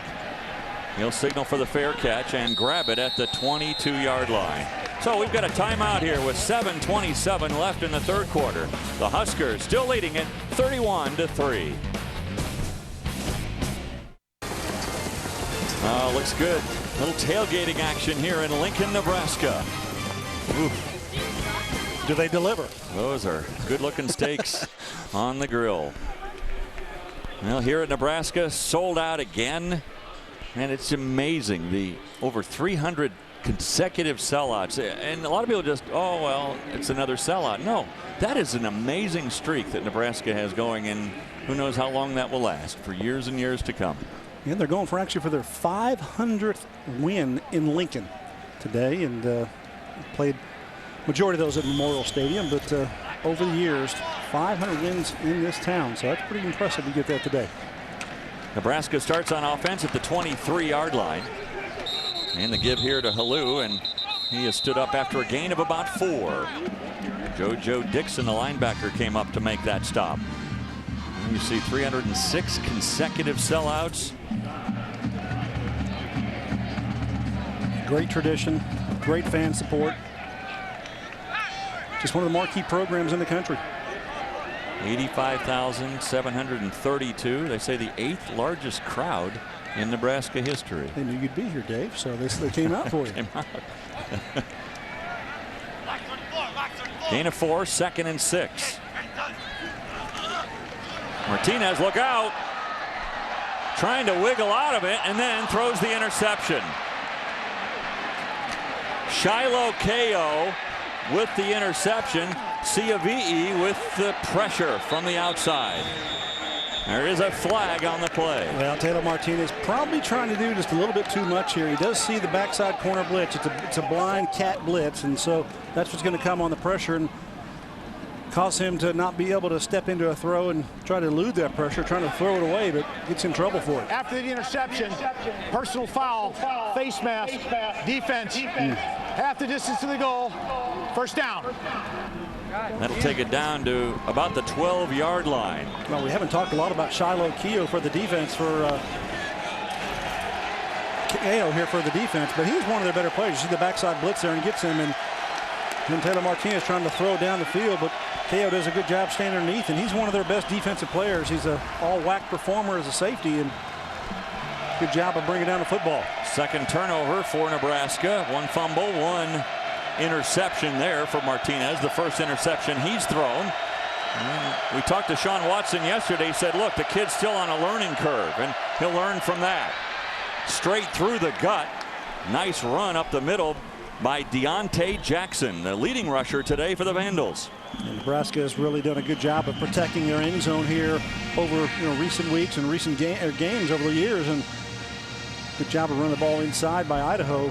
Last week in the fourth quarter, they allowed a touchdown. The first time here, they allowed a touchdown in 13 quarters. So, yeah, last year they only allowed 5 touchdowns in 7 home games. But right now, it's the Vandals knocking on the door at the 3-yard line. Stood up at the 2-yard line is Jackson. And it was Alonzo Whaley coming up to make the stop.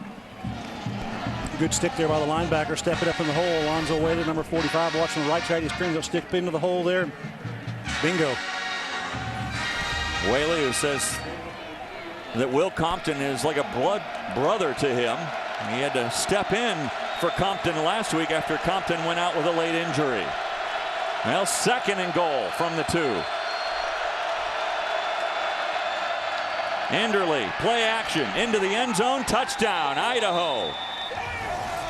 Touchdown pass for the Vandals. Making the grab, Michael Legrone. Yeah, kind of a naked bootleg here with the tight end coming off the block and just working into the end zone. He's lined up at the right side, number 80. He just comes out underneath, actually, from the backside. And hard to do that in the red area, in the goal line area, to be able to cover that backside tight end coming behind the line of scrimmage.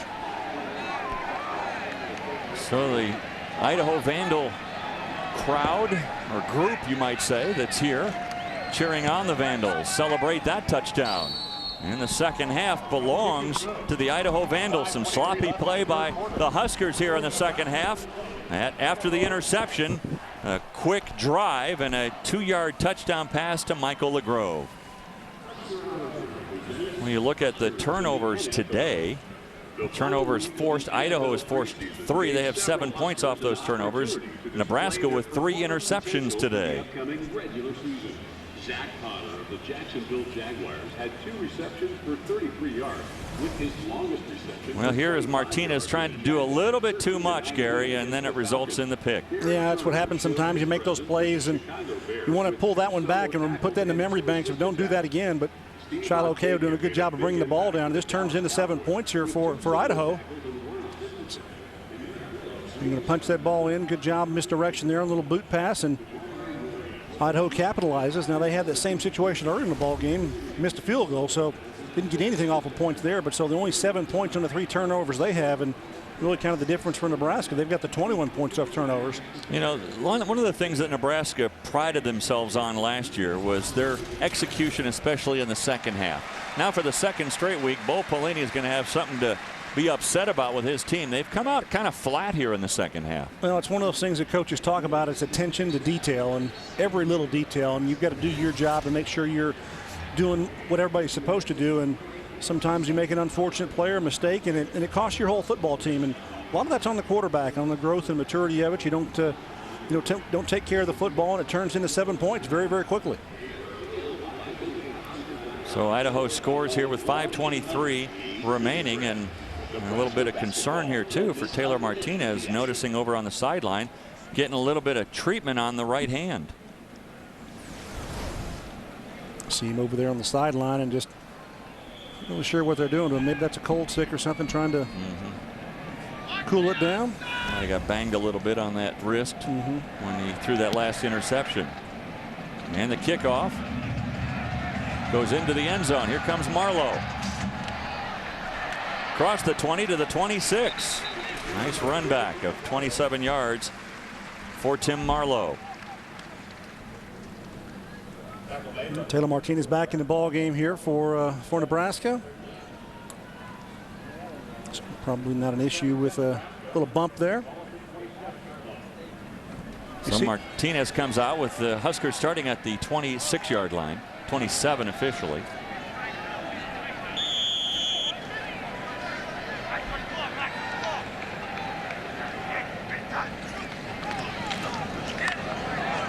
Halou trying to turn the corner.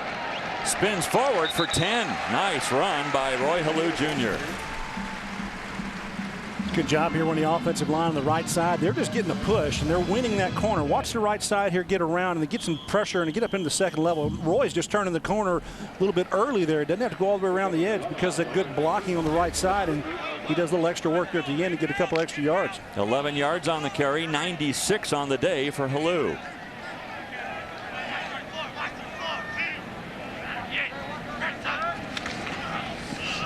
This time Martinez keeps. And he goes forward across midfield to the 49. Good read again by Martinez. Well, he just takes that ball inside and plays it down the line. Watch him what he does. He reads, then pulls it out around and just quick. He just stops and starts very, very quickly, and he's able to make some extra yardage there. So quick, a little first down. What are you looking for? If you're a linebacker, what are you looking for inside there? Well, the linebackers have to play inside out, which means if the ball's handed off inside, you got to be ready there to make the play, and then you're going to ricochet and react to the outside. It's not really going to be your responsibility on the outside because it just happens so quickly. So your safeties on the outside, they're going to come down and make that play on the outside on the edge. By the way, Martinez over 100 yards. Now Halou also over 100 yards with that razzle-dazzle spin move down to the 43-yard line. Yeah, nothing cute, nothing fancy, just running their plays, running their offense, executing. That's what they like to do. Sean Watson, the offensive coordinator, calling a pretty good game here. Pretty vanilla here, I think, with Taylor Martinez. Nothing really too much to handle. 108 yards rushing for Martinez. Halou Jr. up to 103. A big unbalanced formation here for him. And this time just a bull rush as he just follows the offensive line. Robert Sia VE with this tackle, but another first down. They move the chains. This is a methodic drive by the Huskers. Yeah, and this is just kind of demeaning to the defense, just kind of getting hammered right there. You see that block on pancake right there? That's what you want to have with an offensive line, to be that physical, be that dominant. That's what the Huskers have been known for years and years and years. You're seeing some of that today with an offensive line group that is just taking this Idaho bunch back on this run game. It's just been superlative. Roy takes a breather. Burkhead replaces him. And here he comes. Nope, it's Martinez keeping it. And there he goes. Martinez again. A flag comes in late. We'll see if this negates the touchdown. For the moment, it's 6 more for Nebraska. Yeah, they may have Brandon Kinney on the outside as a whole, but this is a great job of opening it up on the inside. It's going to be down the field. And holding, offense, number 84. 10-yard penalty from the spot of foul. First down. No, it's a spot foul, but this is a good job here by the offense to open it up inside. It's going to be a first down. Take a look, and you can see the block right there, and you can hold it right there, and you'll see that everybody's accounted for inside. Then the speed that he just takes forward.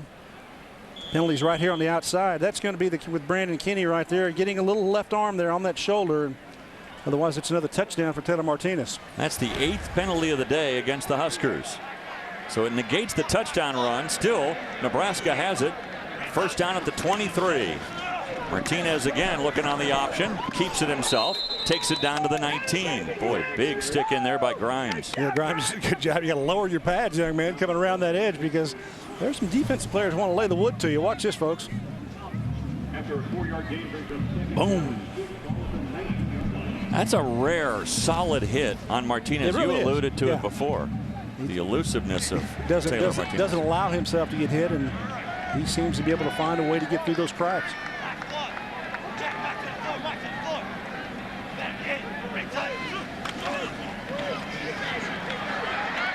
Burkhead trying to turn the corner. Pretty well defended by the Vandals. A late flag. And a late flag comes in. Going to be a hold here, looks like, on the offensive line. 9 penalties today.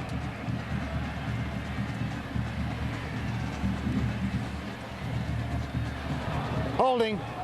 Offense. Number 24. 10-yard penalty. Replay. Second down. Now receivers. Another receiver penalty down the field. That's Niles Paul this time. Had Brandon Kinney on the previous one with the touchdown run that was negated. Now we got Niles Paul. So a couple of holding penalties against the Nebraska receivers on this drive. Boy, 9 penalties today for the Nebraska Cornhuskers. That's certainly cause for concern for the Nebraska coaches. That's something they'll button up before next week at Washington, or try to anyway. Second and 14. Burkhead wiggles his way down to the 20-yard line. Mayoa with the stop there. The 9 penalties total 108 yards against Nebraska today. Not what you like to see if you're a head coach. No doubt about that, because your football team is kind of doing well, but all of a sudden you just kind of shoot yourself in the foot and bring things back.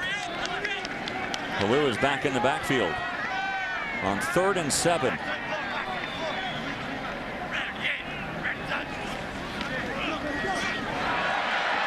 Martinez loses the ball, picks it up, and goes in for the score. How about that? That's a hey, great, oh no, oh, that's great. Called athlete. Dave, that's what athletes do for you. You're able to make plays. You know, you think this is going to be a touchdown. You look at it up top here, right away he'll break through. But then you get one hand on the football, knocks it out, and he has the presence to be able to pick it back up and put it in the end zone. So a little bit of fortune right there for Martinez to get that ball back, but looked like it's going to be a big play anyway. Well, he went from looking like great football quarterback to Ozzie Smith of the Cardinals, the Wizard, and then back into the end zone again. A 20-yard touchdown run for Taylor Martinez. A little bit of zone read here, takes it back. Oops, now you see him, now you don't. El Matador goes again. You know, he just pulls it out. It just kind of letting everything go by him, but he almost a problem there with the fumble. See the cornerback coming in there, knocking it out. That's Kenneth Patton knocks the ball out. But Taylor Martinez is able to get it back in for another touchdown. All right, so last week he rushed for 127 yards and 3 touchdowns. Today, 157 yards on the ground for Martinez with 2 more scores.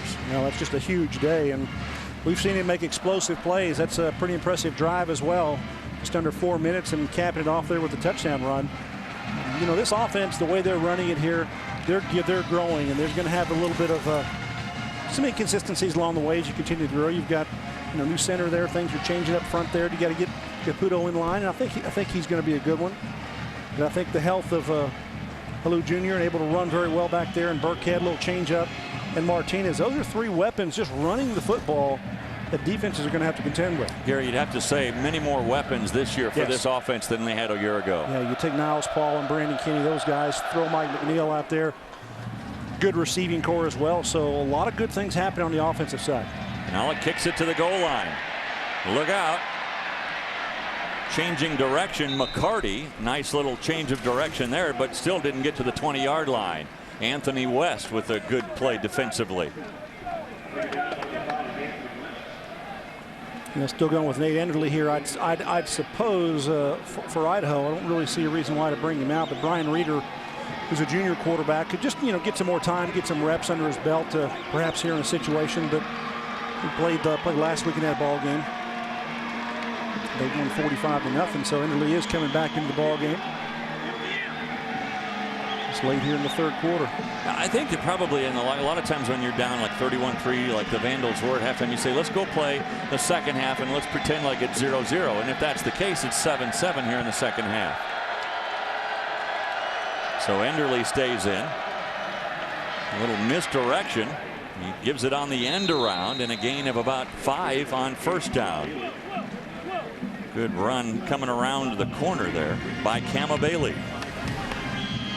Bailey there on the speed sweep, doing a good job, taking it forward. Good physical tackle. Boy, the timing of that play has to be perfect. Yeah, it is. You know, you get that motion come around very quickly. Well, let's hope that Ricky Tenarce is okay. Of course, we've already outlined his injuries the last few years, and let's hope Tenarce is okay as we take a look at the day for Enderle. Well, he's had some miscues here. This ball tipped in the air and interception won by the defense, and that's exactly what happens. Those are some of the bad things that are happening to you, and when you get an interception here returned for a touchdown by Gomes, he's trying to put the ball on his receivers, and credit the defense by Nebraska. They're playing very, very close to him, and this time he just throws one out there, and that ball was just jumped by Tenarce. So very good job in the secondary by Nebraska, making some opportunities and playing good tight coverage. 14 of 27 on the day, 3 interceptions, 120 yards through the air for Enderle. And still down on the field is Ricky Tenarce. Yeah, watch number 3 come in here and get his head down low underneath, and then got a little weight on him. Watch his left knee right there in the leg. Probably that's what the pressure is on. So yeah, that's what they're working out on his left leg there. So that kind of got caught up under him as the pile just kind of jumped on top of him. Trying to help him up, but you can still see a lot of pain for Ricky Tenarce as they help him off the field. Let's just hope it's something like a pulled hammy or something like that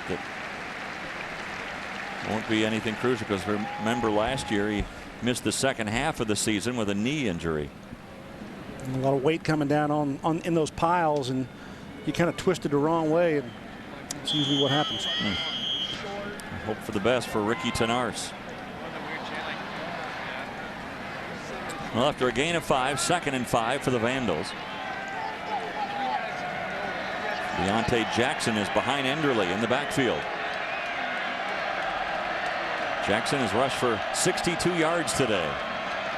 On play action, Enderle throws it to the outside. Pass is caught by Greenwood. He goes out of bounds at the 39-yard line. Antonio Bell was there defensively. Just a good job here. You got Nebraska's going to go run slant here and bring the stunt there with the linebacker, and Enderle steps into it. Does a good job of throwing the football.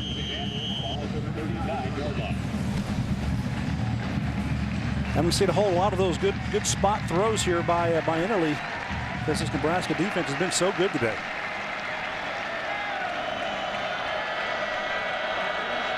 Second catch of the day for Greenwood. Another interception. The 4th of the day. This interception by Dennard. Now he's got ball skills. Coming over, I think, from the offensive side, got some ball skills. A defensive cornerback playing real well, and again, close to these receivers. And every throw that Nathan Enderle has made today, there's been a Nebraska defender very, very close. And this one, the ball that could have been caught by either player. And great job that time by Dennard making the play. That's 4 interceptions today from Enderle. Not a great homecoming back to Nebraska. No. And that's something, yeah, because good player, good skills, and just not been his day. Martinez tried to get back to the line of scrimmage, and it was gang tackled. Grimes was the one that finally wrapped him up, and that's the end of the 3rd quarter. So a 3rd quarter, we'll watch some stops and starts by the Huskers.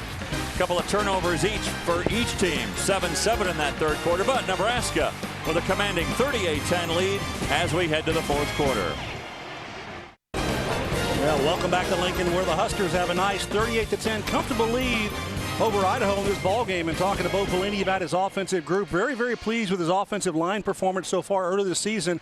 Had a chance to visit with him about some of the situations that they had last year in that offensive line and some of the concerns that he had coming into this year. We had a lot of issues, more than with people thought knew from the outside with what was going on offensively, and we didn't have all our weapons. And now I think that it's a chance. We have depth, we have talent. I think the understanding of the offense from the young guys is there, and I think we can be explosive. Well, he chose the right word, explosive, because that's what they've been here today. Yeah, and because you've got the offensive line and you've got some depth there, and you take a look at the numbers here and what these guys are. You see Jamarcus Hardrick, as a junior, getting some play, and then Searles, a redshirt freshman, at left tackle also. So those two have played pretty well today. But the depth, really the biggest change there is at center with Caputo. He's going to get the center, and that's really the only change from last year's starters. That's a good group to go with, good experienced group. So they feel like this can be a group that's going to grow together and continue to improve, and then they'll have quality depth, which they really didn't have last year because they had so many injuries. I mean, they have the injury to Mike Smith out with a broken leg, the left tackle, and they just move along because of the depth that they have now. And they're very excited about that. And you'd have to say, through the years, if Nebraska was known for any one thing, it was always their offensive line. Yeah, no doubt about it. You have big steamrollers that they used to come off the line with. And I played against some of those guys in the National Football League, so I know all about some of those guys that they used to come through here. Martinez keeps it himself. And almost lost the handle, able to pick it up as he gets back to the original line of scrimmage. It's going to bring up a 3rd and 9. Now, here's a couple of record updates. In case you're wondering, as we look at Martinez running again here on this play, and watch him almost lose it, another turnover, but able to hang on to it. 7 interceptions is the record by the Cornhusker defense in one game. So if you think 4 is a lot, they had 7 against Kansas State in 1970. And Enderle, he has thrown for 5 interceptions in one game. That happened for him, unfortunately, in 2007 against Hawaii.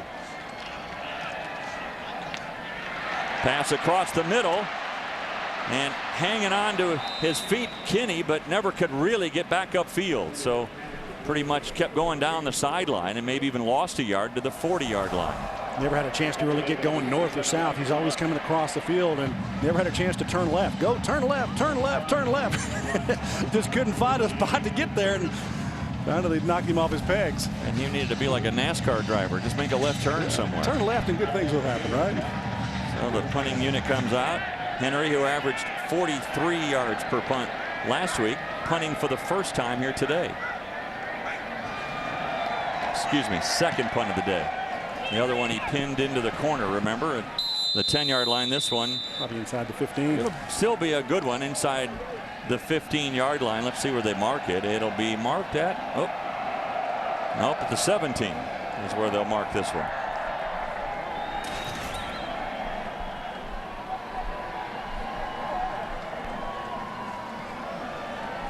Henry, you figure, is going to be playing on Sundays.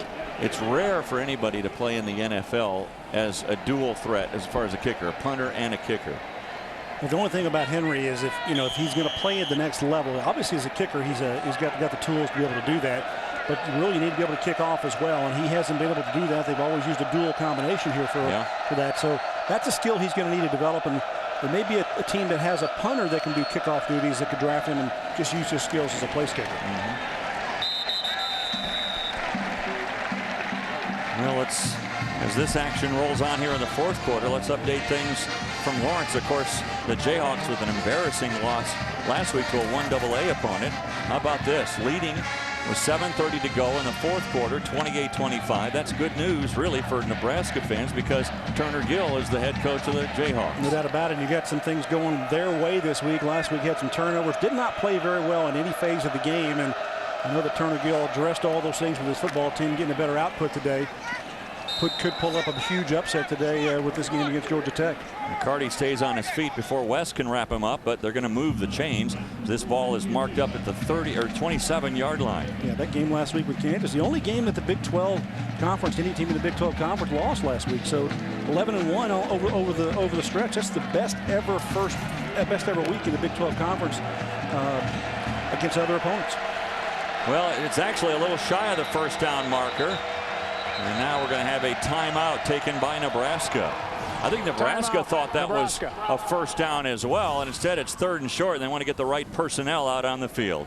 So we'll take the timeout with them with 12:23 remaining in the contest. Nebraska leading by 28.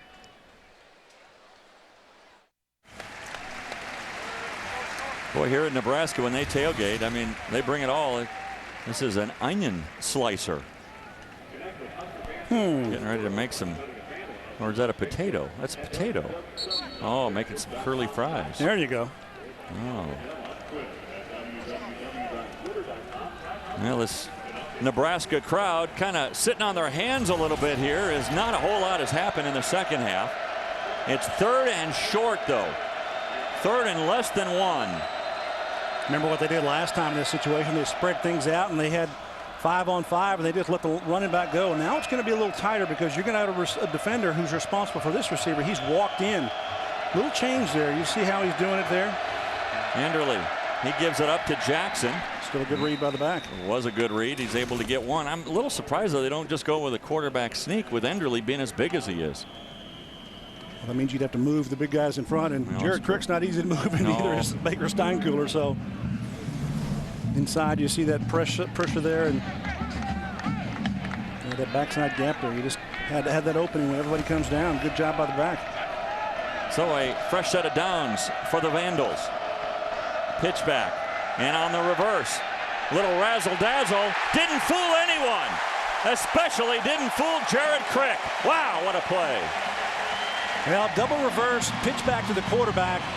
You got to hold out the big guys up front to be able to have this much time to throw it. You're trying to razzle-dazzle here, but watch old 94. He's not going to be fooled. He's going to run back there and keep going through, and there you go. I found me another one.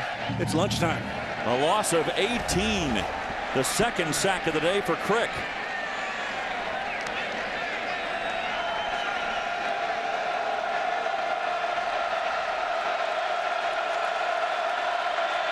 Enderle throws a quick out to the outside. Pass is caught by Armani Johnson. And a short gain. Amukamara with another stop today. Yeah, just putting yourselves behind the chains, though, with those negative plays, and that's not easy to overcome, even with an experienced quarterback like Enderle. So now it's 3rd and 20 plus, so you're still got a ways to go here. You want to be smart with it here. You don't want to try to stick it in there and try to do something foolish, because it could be another negative play. We've seen a couple of those today that are big plays for the Nebraska defense with touchdowns on the board. Idaho just 3 of 10 on 3rd down. Across the middle of the field, an easy pick here. Anthony West. That's the 5th interception of the day for the Huskers. Yeah, and that was probably the worst throw of the day by Nathan Enderle. And I think he must have had a miscommunication with his receiver that he expected him to be into the post, and there was no receiver there. So we'll take a look at it here from the end zone. We'll watch what Nathan Enderle's looking for. He's probably expecting his receiver to break here, and he doesn't do so. So safety's back there, and there's one that got held up right there in coverage. That's just an easy catch there for the safety coming downhill. Daniel Hardy, the tight end, stopped his route, and I don't think that's what Enderle expected. So tying a career low for Enderle with 5 interceptions today.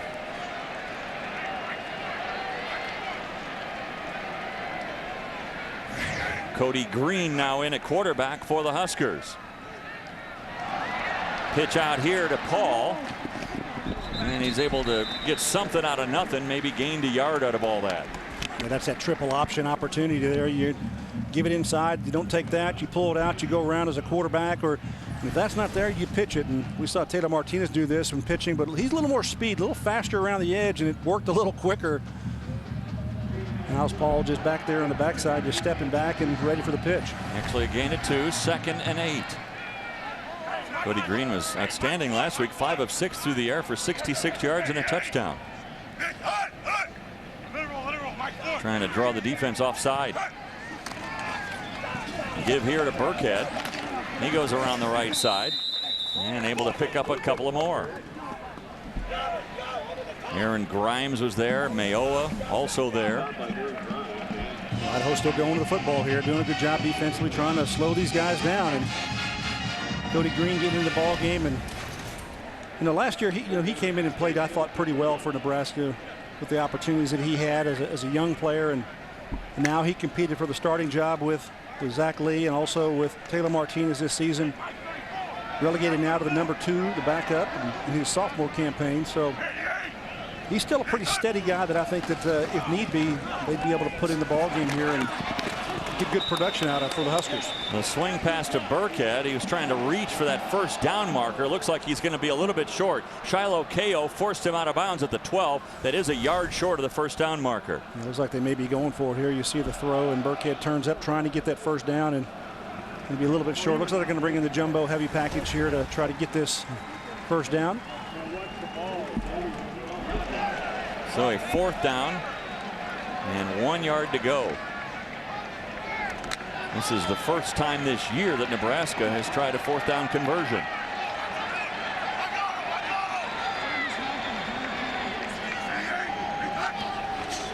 The give is to Burkhead. Nah, I don't think he got it. Nope, he didn't. They're stopped on fourth down. It's an exceptional play on the defensive side of the ball. Moungo with a nice stop. And Moungo comes from the backside, jumps over the blocker, and makes that play in the backfield. Good job. So Idaho is still playing hard here today. Even though they trailed 31-3 at the half, it's 38-10 with 8:56 remaining. Well, Idaho with a nice defensive stand there to stop the Huskers on that fourth down play. We get a fourth down opportunity here, and watch Moungo come back from the backside, and there he goes, just tracks it down. That's great effort. Looks like front side they'd had enough space there to allow him to get through, but Moungo on the backside just tracks it down. So turns it back over to the offense. Yeah, Bo Pelini, I'm sure, you know, in a sense for him, this is going to give him a chance to get on his team a little bit before next week's game at Washington, saying, guys, we just didn't finish. We weren't as consistent in the second half. So now we have a new quarterback for the Vandals. Brian Reeder is now under center. Reeder, a junior out of Prunedale, California.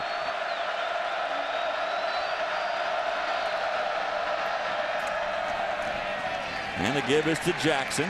Stood up pretty much at the line, a gain of a couple. Josh Williams was in on the stop. Well, just getting a chance to get your other quarterback in the ball game, I think you need to do that. But Nate Enderle, you know, came back to Nebraska. Obviously, was a kid who was recruited here, did not sign here, went on to play at Idaho in his career.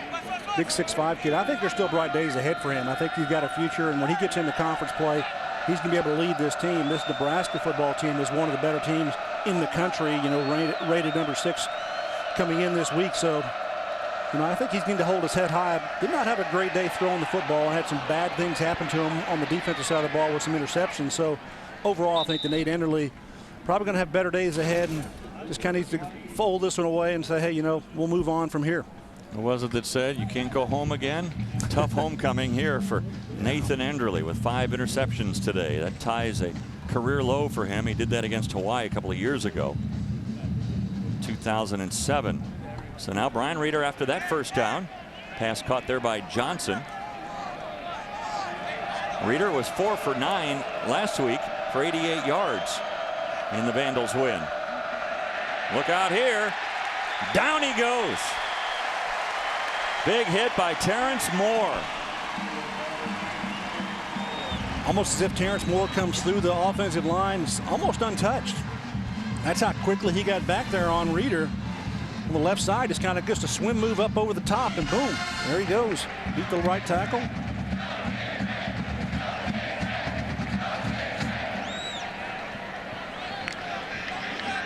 And right about now, Brian Reeder is saying, did I really have to play today? So that makes it, after a loss of 13, 2nd and 23. Reeder this time given time to throw, goes across the middle, but good coverage again by Anthony West, and the pass incomplete. This has been a day that I think Nebraska's defense, they've made some great plays overall, Dave, and you know, the pass game and the pass rush game held down the running game here, I think, of Idaho to not allow them to get some consistency. So Carl Pelini's got to be pleased with this group.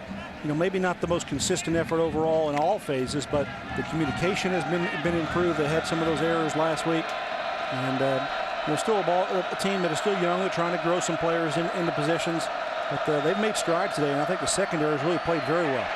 Another sack. The 6th sack of the day. Down goes Reeder at the 4. Terrence Moore came rushing in. Well, looks like Moore, maybe Pierre Allen also at the top of the screen. And Pierre's going to get there on his first one there, and he's going to help with he's actually going to get the sack. Yeah, it is. Pierre Allen. Last week, 1 sack. This week, 6.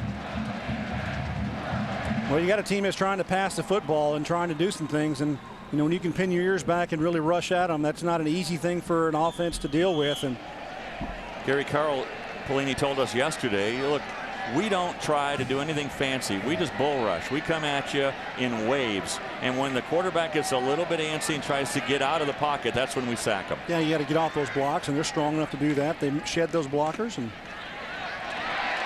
turnover on downs here, and there might be a chance to punch the ball in the end zone. Comes up just short. Robinson about a half-yard short. Gary Walker tripped him up. He thought he was in, but the nose of the ball wasn't across the goal line. Cody Green at quarterback there, and Dontravius Robinson at tailback. Chance to punch the ball in the end zone here. 2nd and goal, about 10 inches to go. Robinson. Oh, this time hit behind the line. The ball is loose, and Idaho says they have it. Ciavi'i came in over the top and made a wonderful tackle, and then Robinson coughed it up. Well, interesting here. Take a look over the top, you know, just kind of meet the block. Whoa. Now, did that ball come out as he hit the ground? If he hit the ground, the ball, it may not be a fumble, so let's take a look and see where's the ball actually. Oh, it's, yeah, on the contact, yeah. Ciavi'i, as you said, Dave, over the top, he contacted the football and it knocked out, so no question here. As he's going up, he loses the football. It's out. Gary Walker fell on it.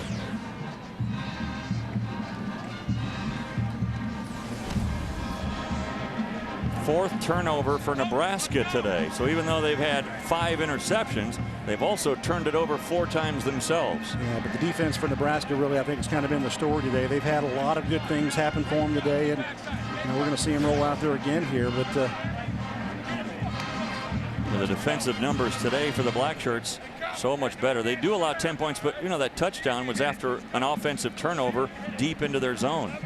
I mean, look at the points there allowed. It's not they'd like to have the 6 sacks. And what about touchdowns? You know, they got a couple of scores here. You got a couple of touchdowns off this defensive performance. Carl Pelini's got to be happy about that, and adds to the mix here. You know, take those 14 points off the board, a little bit closer, 24-10 ball game, but those 14 points with those 2 touchdowns defensively really is what give you a separation in any game, any contest.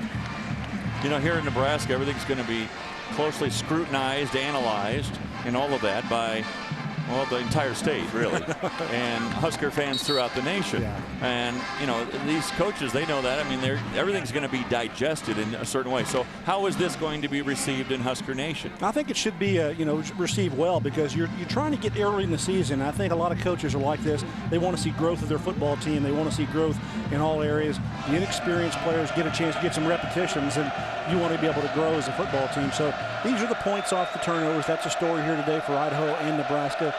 21 points for Nebraska and 7 for Idaho. So talking about how this will be received, Dave, I think it should be received very, very good, but there's still room to improve. You need to cut down on your penalties. You need to cut down on the mistakes that you're making and really have a dominant effort, and that's what you'd expect from a number 6 team in the country.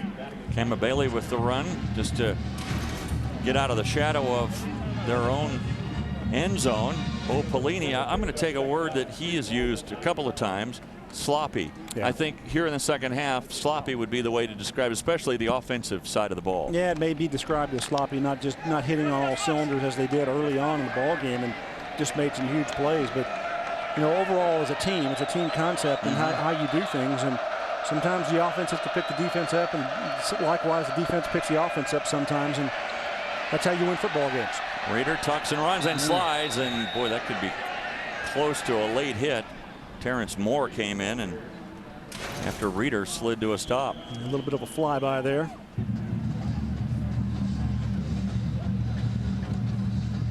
And it's enough for a first down for the Vandals. Ball now at the 13-yard line with 5:16 and the clock moving here in the 4th quarter.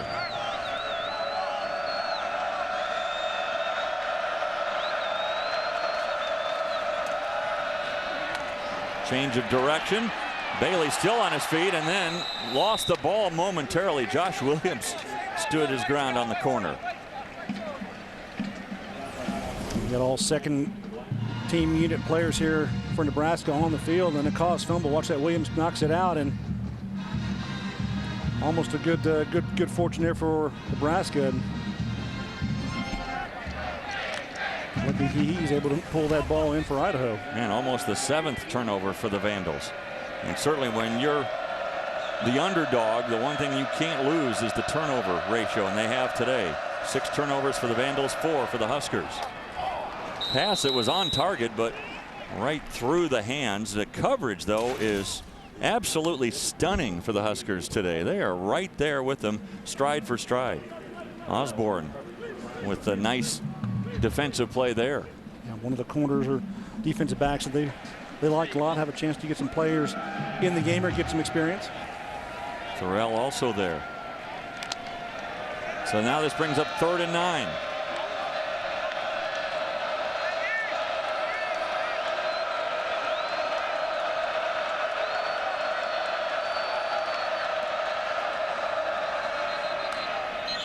And a whistle will stop play. And defensive timeout by Nebraska. Timeout taken just before the snap. Timeout, Nebraska.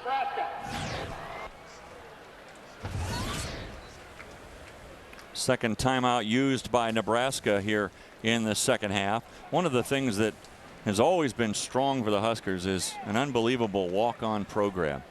And that tradition certainly continues here under Bo Pelini.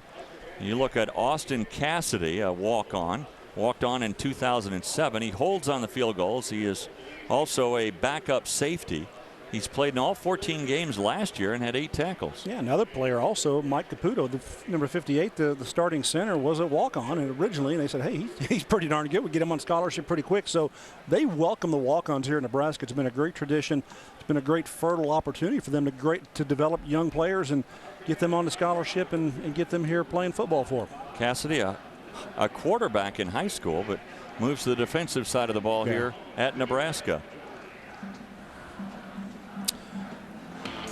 Well, you look at the tough day for Nathan Enderle today. The guy from North Platte coming home to Nebraska, and it's been a tough one. Yeah, 5 interceptions. Yeah, the defense has been kind of picky on him, and they've just kind of taken the ball away. And he's thrown the ball early in the game. I thought he threw it well, but as the defense just kind of locked down on the receivers, they just made play on the balls. And Tenar's here to take this one back to the house. So good job by the secondary of Nebraska, and really made it tough on Nathan Enderle, kind of in a short homecoming here from Nebraska and having a chance to play here in Memorial Stadium for the first time as a collegiate. So, but hasn't the coverage, Gary, been just stunning today? Really, they've been stride for stride with every receiver of the Vandals. There wasn't any receiver that I've seen all day long with Idaho running wide open or free, or any miscommunication or poorly played in the secondary. I think they've all been very well covered.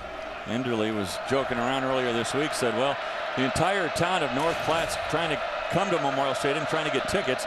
He said, I have a feeling that they're all going to be cheering for Nebraska except for maybe my folks.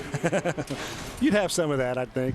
Some of the guys would be hoping for him, and that's one of the things about sports and college sports in particular. And you got those divided households and you got those divided loyalties, but you always want to have your kids from your hometown. You want them all to do well. I dare say Enderle will not see the type of coverage Nebraska's had here today again this season. Maybe Boise State, but I can't see anybody else on their schedule that's going to have this kind of coverage. And I think the play in the secondary, the corners, so how well they're able to stay close and tight to these receivers and just compete and challenge them and make plays on the football. That was the difference today. Pass caught by Eric Greenwood, a gain of 8. How about this? Final Kansas beating and upsetting 15th ranked Georgia Tech 28-25.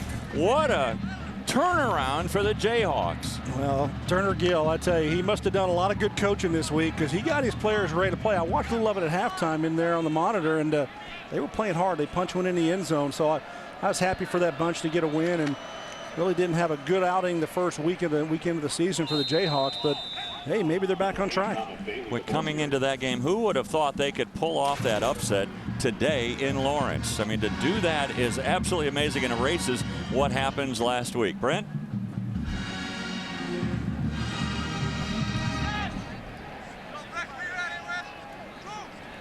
second teamers and third teamers in, but he went off earlier with cramps. I think it looked a lot worse than it really was, but just cramps for him. He's fine on the sideline. Yeah, they're saying that about Tanaris is who he's talking about. Mike came up a little bit late there, but he was talking about Tanaris, and that's good news that it's just cramps for him. Yeah, we saw him underneath the pile and getting carried off the field, and really wasn't feeling very well. But hopefully they get some fluids in if that's just cramps and get him back going. Certainly wouldn't want to miss him out of that secondary because he played very, very well today. Huge interception and a return for a touchdown. A 47-yard return for a touchdown. They made it 31-0 at that point. Since then, it's been a little bit more of the Vandals story, and part of that also some turnovers by Nebraska. 2nd and 10, ball thrown across the middle and caught. Nice catch across the middle by Jackson, and he takes it down to the 34. Looks like Jackson's shaken up a little bit after the catch. A little seam route there, just throwing it back behind the linebackers. And Reeder across the middle into coverage, and it's going to be face guarding here. Thorell with a little face guard action is going to be whistled for a penalty. And it just kind of runs right through the receiver, and you can't do that. You got to make a play on the football and come back. Otherwise, it is pass interference. There's nothing else that the official can call. Defense, number 23, 15-yard penalty, automatic first down. The 10th penalty of the day against the Huskers. Just watch him back of the defender here. He's never gets turned around.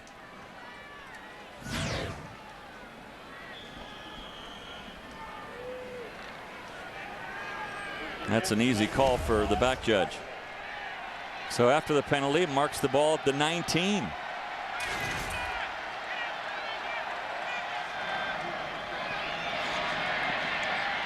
Reeder into the end zone. Touchdown. Armani Johnson. Pretty good throw. He beat the freshman Seontae Evans. It's a good job here in throwing the football by Reeder. You know, just throws that ball out there and a little outside move and coming back down the field and throws it deep. He's got the cornerback beat and then just over the top of him.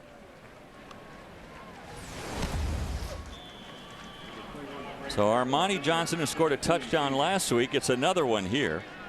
Boy, Brian Reeder has come in off the bench as he is the relief pitcher for the Vandals, doing a good job substituting for Enderle. Of course, not facing maybe the same type of defense that Enderle saw, as the point after is tacked on by Farquhar. So it's 38-17 now. Long drive too. Yeah, drive that started back at the 2-yard line, 98 yards on that drive, guys. So wow. In 3 minutes and 48 seconds. You look at the difference, 341 yards rushing today for Nebraska. They lead overall, but again, they've allowed almost 300 yards of offense to an opponent. Yeah. 10 plays, 98 yards. And this is a good throw here by Reeder. Steps in his throw, good protection.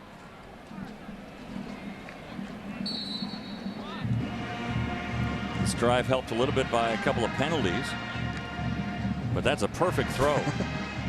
Seontae Evans, a true freshman, one of 3 true freshmen that are suiting up this year for the Huskers.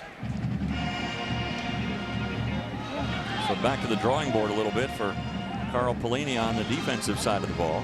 He's not going to be happy. I mean, one of the drives you can accuse, one of the touchdowns, I should say, for the Vandals, because it was Idaho taking over deep in the Nebraska end, but this one a 98-yard drive. Even though it's backups and third stringers and stuff like that playing still. You got to slow them down, shut them down. Here's the onside kick opportunity. And good hands for P.J. Smith. So the hands team was in there, and he's able to cover it at the 41-yard line. Well, Idaho, credit them. They're not shutting down. They did a good job taking that ball and all the way down the field. 98 yards. That's a long drive. Some good things happened for him on that drive, and it's something Rob Akey can take and build on. And boy, you can imagine help that decombobulation. You know, in this day and age with all the message boards out there, can you imagine what Husker Nation is saying right now? Oh, Panic City. Yeah, it's late in the game, and as you right. said, Dave, you know, you don't have your normal players in there that are going to be there in conference play. You probably pretty much got the game in hand. You're going to get your win here, 500th in Lincoln. A.J. Jones on the carry. He's able to gain 6 on first down. And Taylor Martinez, another good day for him, as Martinez rushed for 157 yards and 2 touchdowns. Well, the more that I see of Taylor Martinez, the more I am impressed, because he just has poise, confidence, and ability to run this offense. He stays healthy and just continues to grow as a quarterback, and I think it's going to be a really strong offense here for Nebraska. A.J. Jones close to a first down. Ciavi'i with a stop there. And they give him enough progress to gain the first down at the 31.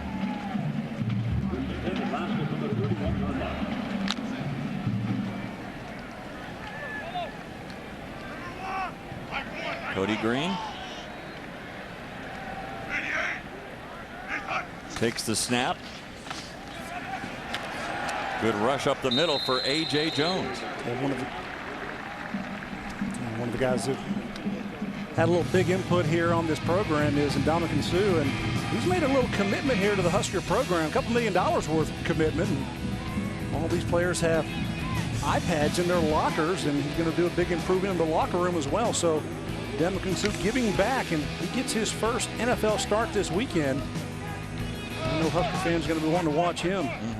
Playing for those Lions. I didn't have an iPad in my locker.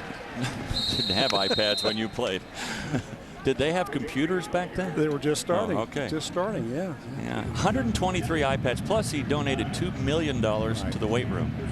It'll become known as the Ndamukong Suh weight room here at Nebraska. There'll be some improvements in there. Got some change going to happen, so I think it's all positive, and good to see Ndamukong Suh. We're looking back at the program and helping out and still being involved.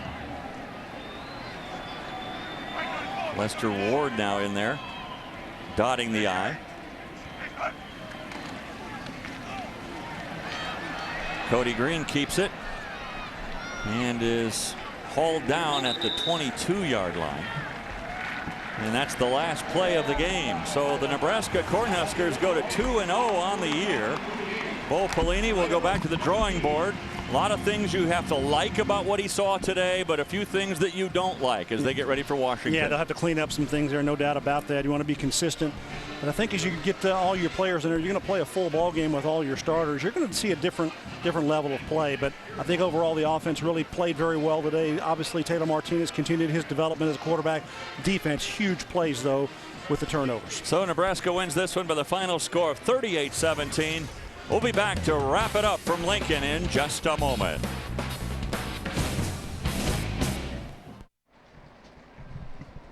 As the Cornhuskers go back through the tunnel to the locker room, they know they're 2-0 on the year, a 38-17 win today over the Vandals of Idaho. With Gary Reasons, I'm Dave Armstrong, and again, good news, bad news today for Nebraska. Yeah, a lot of good news. I think you can start with Taylor Martinez and really what he did offensively as a quarterback. Just a young freshman in his second ball game, but I think he did superbly well. Still showing that he has the tools for the run game. Huge run here early in the ball game. Just ran away from the defense. That zone read play is going to be dangerous for teams this year for Nebraska as they have different opponents.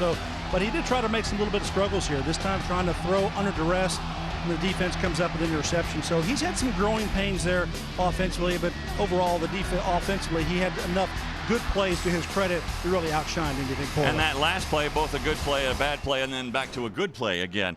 But it's all part of a learning curve for Taylor Martinez. Yeah, he's got to get better in a few different areas. He's got to take care of the football, most importantly.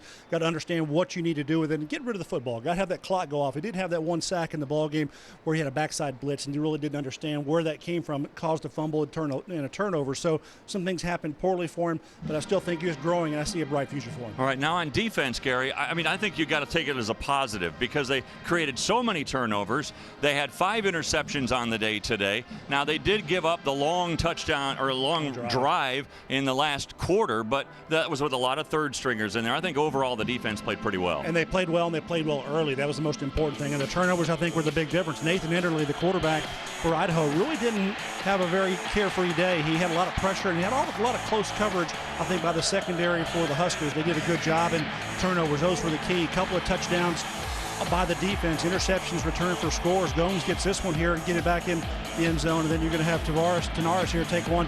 This is a great break on the football and take it back for a score. So anytime you can get a score from the defense, it's a huge turnover for you, a huge opportunity for you to put points on the board. It's a great break for your football team.